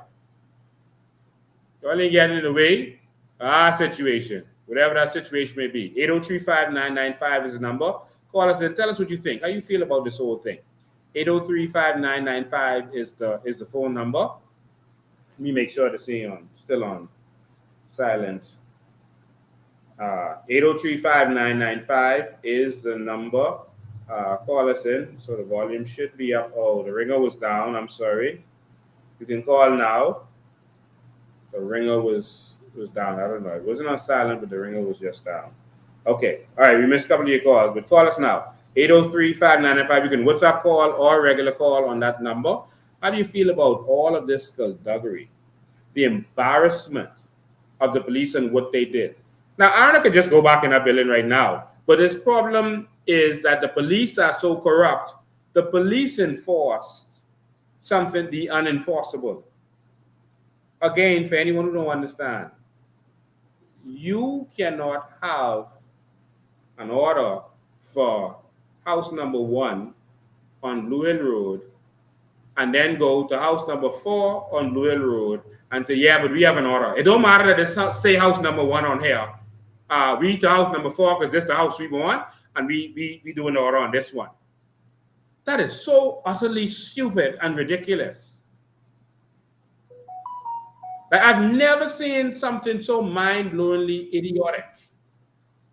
And it shows why crime is out of control in this country. And they're doing this for a racist, a known racist from America, who came to this country making demands of our government.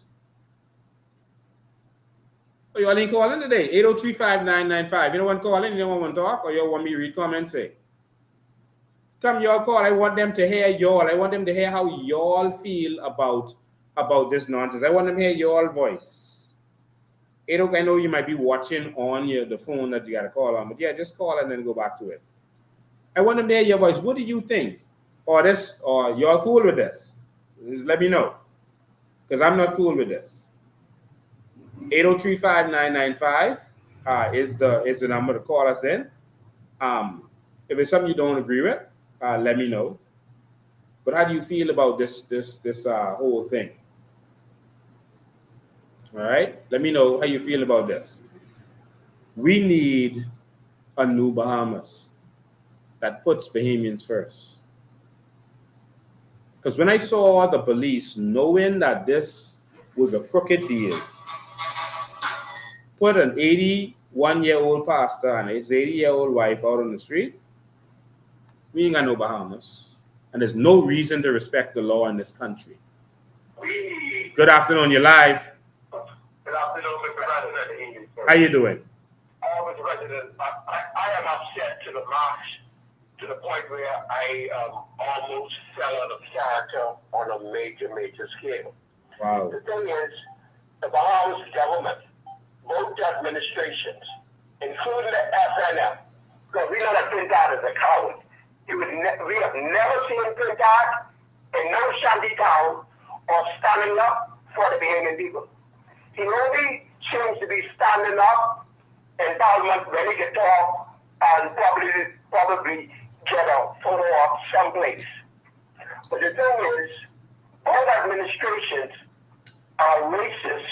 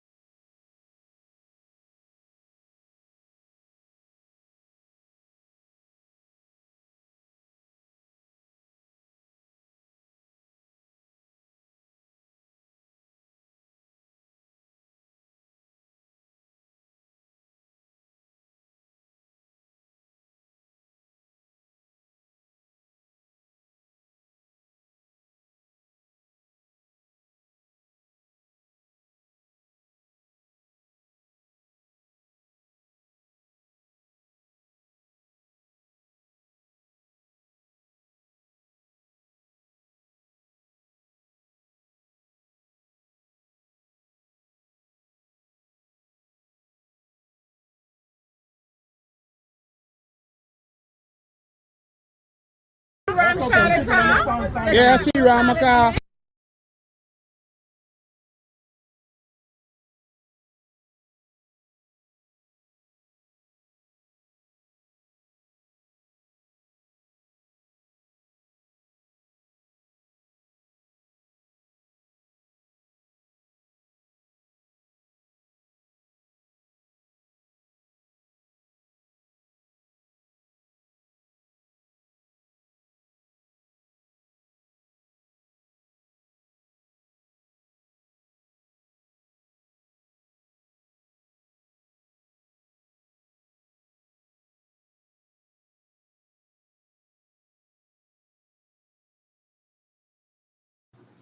Thank you for your call, man.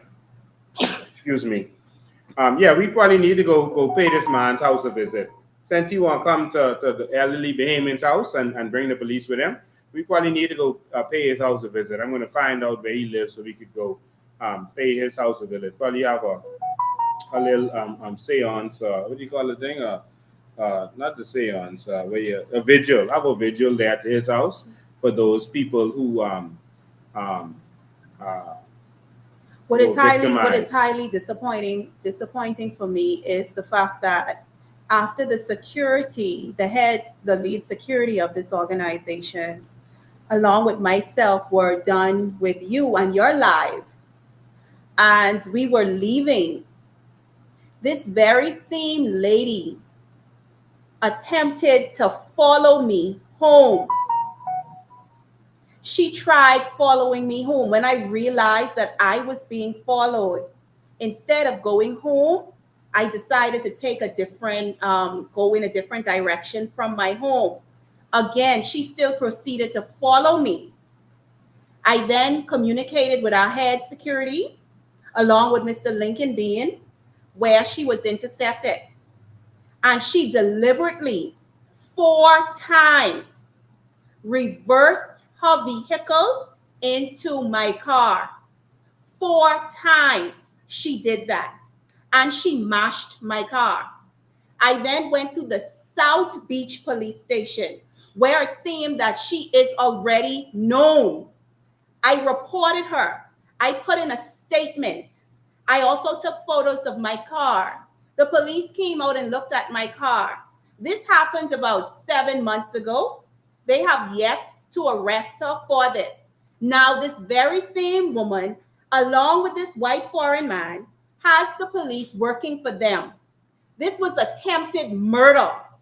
I told them what she did. I reported her. And now she is working with them and they are working with her. This is the very same police force that is sworn to protect and serve its citizens in this country. But yet this very same police force wants citizens like us to work along with them to assist with the crime that's going on in our country. Now, how am I supposed to deal with a situation like that? And when people start taking the law into their own hands, the police start to wonder why don't the people just resolve their matters, just come to the police and resolve things the right way. But there's no justice for Bahamians in this country. And so Bahamians must take the law into their own hands until we have a just and righteous government who is not in bed with all of the criminals. Lincoln, and this very same lady, a report was not only made against her by me, but also against the residents in that very same building. She threatened the children in that building. She cut their electricity wire.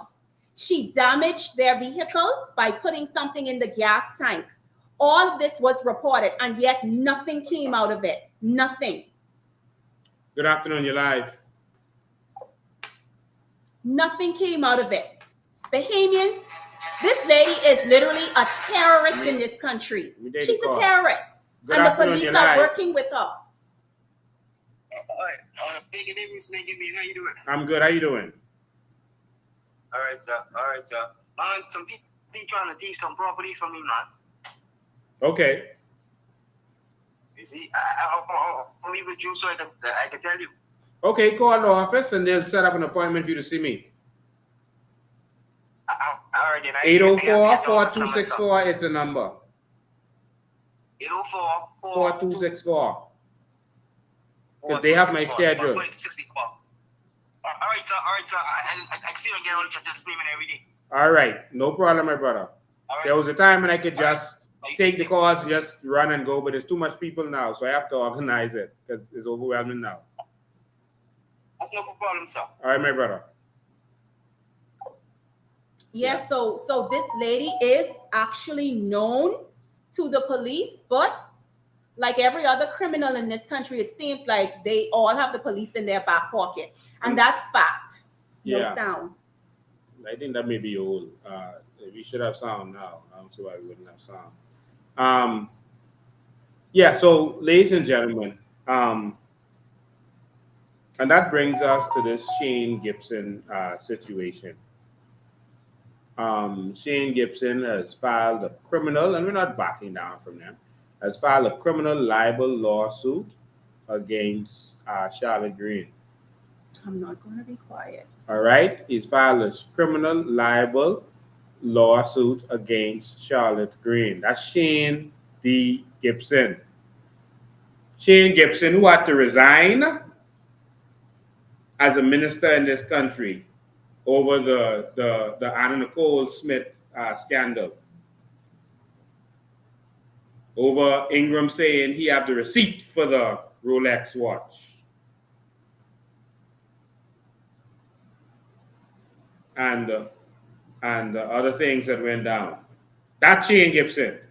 Shane Gibson, in order for someone to defame you, you have to have a good reputation. That's the law.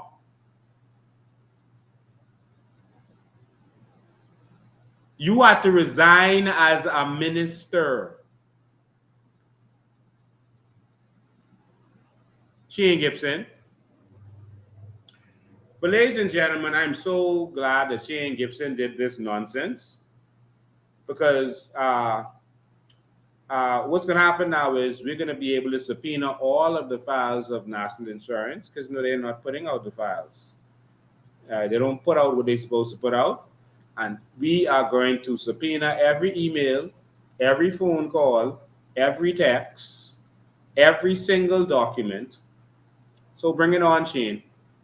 We can subpoena everything. Everything. But Shane, I didn't know you were this petty. I couldn't even imagine that you were this petty. I know that, when I was in the Asian village dealing with the cool thing, the Asian man told me that they were going to go after us. And they said me, they were going to try to trump me and do like how they doing to Trump and just try to frustrate me because I wouldn't take their bribes. But Shane Gibson, you realize, wouldn't the police computer on you? Do you? I don't think he knows. And see, this country is so corrupt They feel like they could just slide out of anything. Well, we are not our parents or our parents' parents. Corruption and what is it? It's not going to scare us. It's not going to push us back. We know how the system works. We know who is in the back pockets. So I really don't want to know about you, Shane, but I want to know about NIB and what y'all been doing with our money. So thanks. We can subpoena everything. Everything. So we went to CID last week because they called and said that Shane had made a criminal complaint. He filed a report against Charlotte. So they said, come back in Monday at what time? 12? Mm-hmm. So anyone who wants to come to CID with us, you're welcome to join us. But I'm going to be at CID Monday at 12 o'clock. That's tomorrow at 12 p.m. And we'll be there in solidarity and in support. Shane Gibson, how much more do y'all want from the Bahamian people? How much more y'all want? Do y'all want blood from us? Y'all then benefit in every single way in this country. You go on from declaring $10,000 and a Ford Explorer to gated community and all kind of things else. What more do y'all want from Bahamians? Y'all want our voice now? Our blood? Ingram said about Pindling, he said the chief is a thief. Pindling didn't sue him.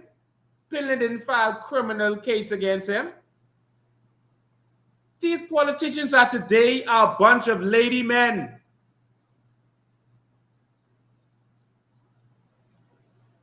They're a bunch of cowards, soft, using the police for their bidding. So now the police is doing the bidding of Shane Gibson, who just got another $2.5 million from the Bahamian people because he got away on a technicality. After all that money went missing at NIB. Now, I'm not saying this to sway y'all one way or another about a possible case, because if Charlotte is found to have done wrong, then she will pay. But I think she signed up for this to say what she had to say and be nailed to the cross. She has no problem with that. So I'm not saying this to convince y'all Shane Gibson right or wrong, or Charlotte Green is right or wrong. I am saying this to say, from a political standpoint, how much more y'all want us to take, man?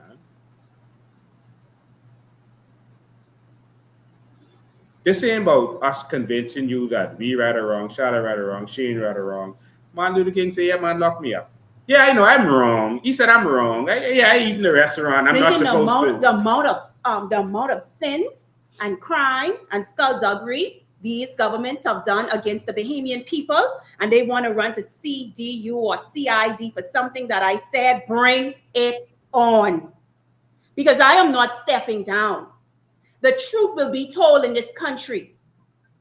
Too many people went out of this country and justice was not served. Too many people died in this country waiting on property, waiting on their land, only to be met with a how deep is the grave. That's the only property most Bahamians were able to have in this country. Our crown land.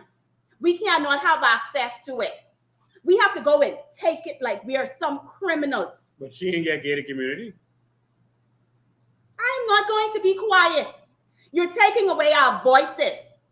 You're taking away our freedom of movement. It seems like you want to take away our lives. I will not back down. I will not.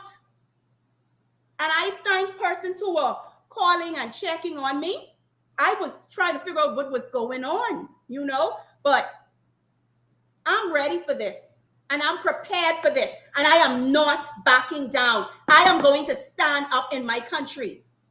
And many persons, I understand, fair victimization. And I keep telling persons, greater is he that is in you. When you are set out to do something, we must get it done. We must get this done. This is the only country we have. The only country we have. And we must fight for it.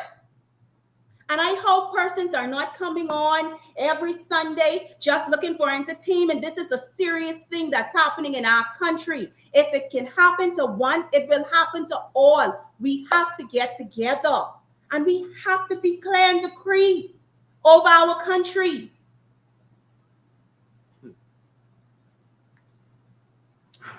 Ladies and gentlemen, thank you for tuning in. So tomorrow at 12, we're going to CID on Thompson Boulevard. You're free to join us, to stand with us.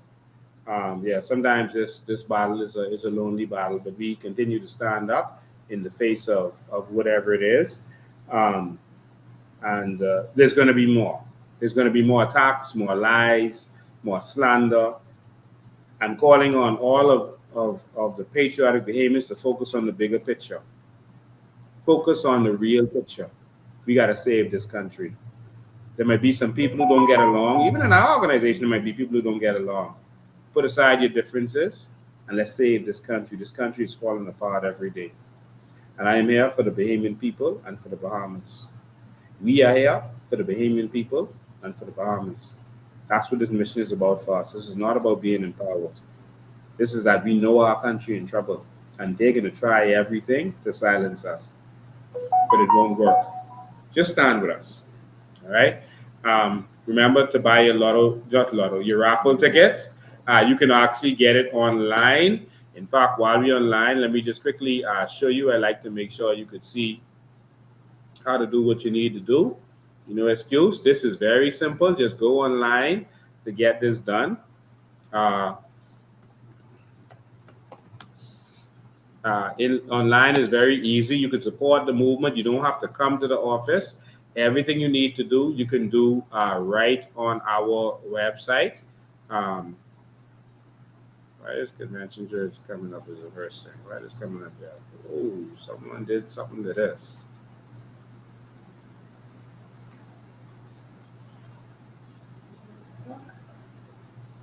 Okay. Okay, you can go right on our website. Hold on, let me check something quick. We have too much cooks on the board. You can go to you can go to our website and you can go to our website and you can order your shirts and order your raffle tickets right online. Jesus. Right online, okay? So go right to our website and order your raffle tickets and order your shirts right online. And so it's very easy. Just go there right now and you can see your shirts, etc., etc. All right? Trying to look this up.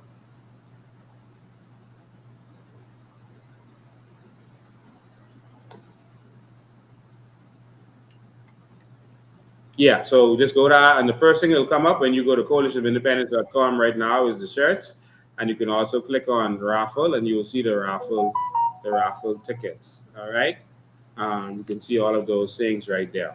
So the shirts and the raffle tickets right there for you, and you can order right now. In fact, let me just pull it up for you.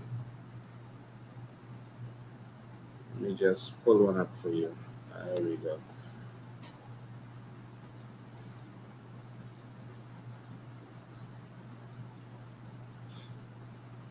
All right, let me just share the screen. Sorry about that.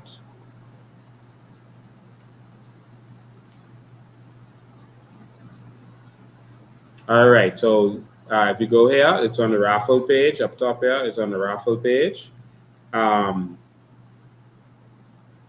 And so you can go right here and you can plug in your information. When you click submit, it'll allow you to pay. So as simple as that. You just say whether you want a book or you want tickets. You just say how many books or tickets you want, put your name, your phone number, your emails, we get back in touch with you, and you press submit. All right, and then it'll redirect you to use your credit card to pay. See how easy that is? This is the 21st century, man. And then they will, once that is done, then they will write up your tickets for you and then get your tickets to you. All right, so You don't even have to come in. And so with the shirts, you can pre-order your shirts right here online also. And you can just click on the information the same way. Select your size, how many shirts you want, your name, phone number, email, click submit. It'll let you pay, and then you're good to go. These are limited editions, so we have a limited amount. Everyone ain't getting one of these, so you got to order now. You got to pre-order, and they're on the way. All right, so as simple as that. Don't forget to come back to our website and click on documentaries to watch our documentaries. A lot of people have just started supporting us. They don't even know about the history of the Coalition of Independence. All of the documentaries that we have done are right here. You can just go to this page and pull this up, and you can see the documentaries from the first one about the San, Aragonite, etc., to all of the other ones. My internet is moving slow right now. To all of the other ones, it's right there. And so there's land pirates, where they were stealing all of our land. So all of the documentaries are there. So Land Pirates Part 2, all of these are very serious. And so oil wars, where we talked about the oil. So everything is right there. So pay attention to this website. A lot of stuff is here. If you want to see our vision on certain things, you can come see our vision on education, tourism, energy reform, good governance. So a lot of things are here. Go and explore the website. Vision 2025, a lot of the stuff is right here. All right. So you can come right here and see Vision 2025. The vision to evolve from a nation of workers to a nation of owners. All right. So it's right here. We did this actually. We were not a party when we did this. So the things we put in there was not, some people say, oh, they just saying this for politics. They just want to win. So they offered $100,000. No. When we said this, we were passing this to the present government to show them what could be done, how we could go from to benefiting from our natural resources, and how everyone could get a benefit. So we weren't even interested in politics when we did this. Sovereign Wealth Fund. So a lot of stuff is here. So pay attention and come get information. You could contribute to it if you want to. So all of that is right here for you. So thanks to all of you for watching. We appreciate you.